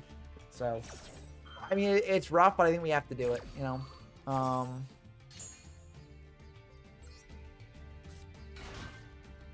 And let's pitch the Dawn. Those would have been some good cards there. But I think we go into Ouroboros now. Yep, there it is. And let's go right here.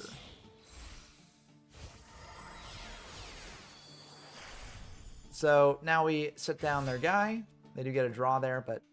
And we had to do this. This was our only path really there. We had to bait out the Maxx C at some point. And that was our only extension, so...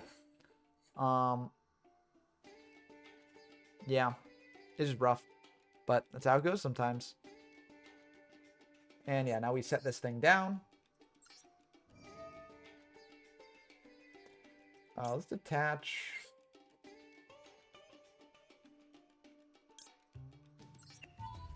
Can only use... Yeah, let's detach the Darkfire first. I don't know.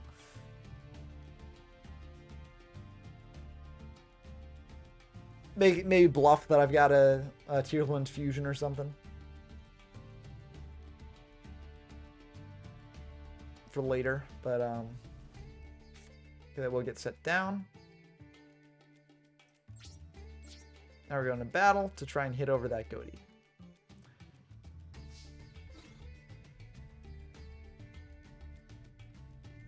What have they got? Fries or onion rings? That is a very good question. I think it depends on the mood I'm in. Also, it depends on how good the onion rings are, because there are a lot of places that make really bad onion rings. And I really don't like really bad onion rings, but really good onion rings are, like, delicious, right? Same could kind of be said for fries, but I think, like, fries, the baseline is better than the baseline for onion rings. So, you know, if I don't know the place, it's probably just fries, unless I'm really in the mood for onion rings. But if I do know that the place is good onion rings, then I'll get onion rings, probably. But with both of them, I like doing ketchup on them. Which can be a bit of a controversial opinion in some circles. But I like ketchup. I think ketchup's good. Yeah, taste floor versus taste ceiling, exactly. So the floor for French fries is higher than the floor for onion rings, but the ceiling for onion rings, I think, is higher than the ceiling for French fries on average. Of course, like, you can go to, like, a gourmet place and, like, sometimes they'll make French fries that are just like, oh, like, out of this world, right? But also, if you're going to a gourmet place, are you going to get the French fries, right? Probably not. Yeah, I think we're probably cooked here. Mayo can be good. I really don't like mayo on fries, though, because it's like savory with savory, right? It's like, I like when I eat fries to have, like, the sweet and the savory, right? That's what I like on my fries.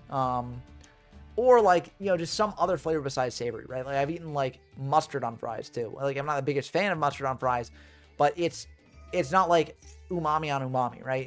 It's a different sort of taste with it, right? So I like it a little bit better, but and they got the Abyss Shark and they got the guy there, so yeah, we're cooked. We're cooked. Honey fries could be good. I'd try honey fries. I've never had them before, but, like, I would eat honey fries if someone offered them. I'd try anything once. And that's something that I would try, yeah. It would be yummy. Back in college, my dorm had sushi in the dining hall, and they had ketchup for things like fries. So I tried ketchup on sushi, and I like ketchup on sushi. That was pretty good. It was very blasphemous. It disturbed a lot of people in the dining hall, but I liked it. I thought it was yummy, and apparently something that they do in Japan sometimes as well. Some Japanese people do it as well. So, have you ever had a burger with glazed donuts for buns? Yes, I have. It's very, very good.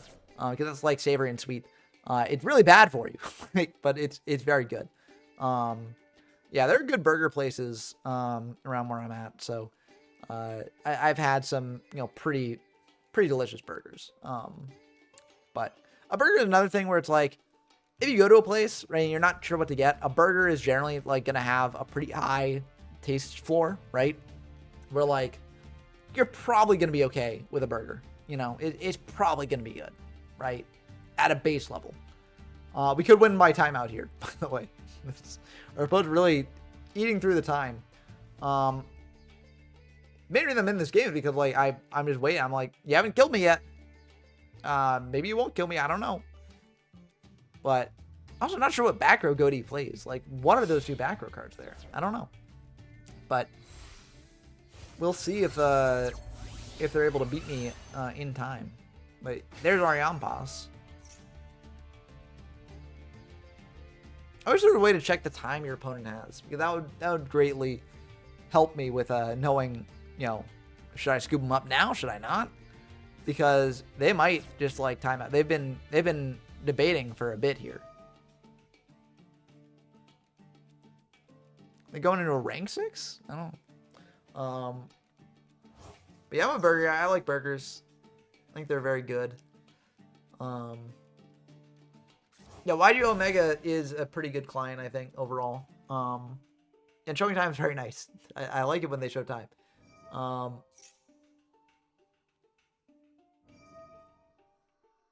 Because they're comboing off a bit. They got a fair amount more interactions to do here if they want to kill me this turn. So, like, I'm not sure if they have the time to do all those interactions this turn. Oh, that's interesting. Their Android client uses less battery than Master Duel, too. So that's another benefit for them. That's pretty good. Okay, there's Shift, Fairy of the Goatee. Is it Goatee or is it like Hoti or something? Or because I don't know, GH in English is kind of like it can vary in pronunciation, so I don't know. Pop off game. I think at this point you've got lethal on board. They're going Stealth Kraken as well? Why is that necessary?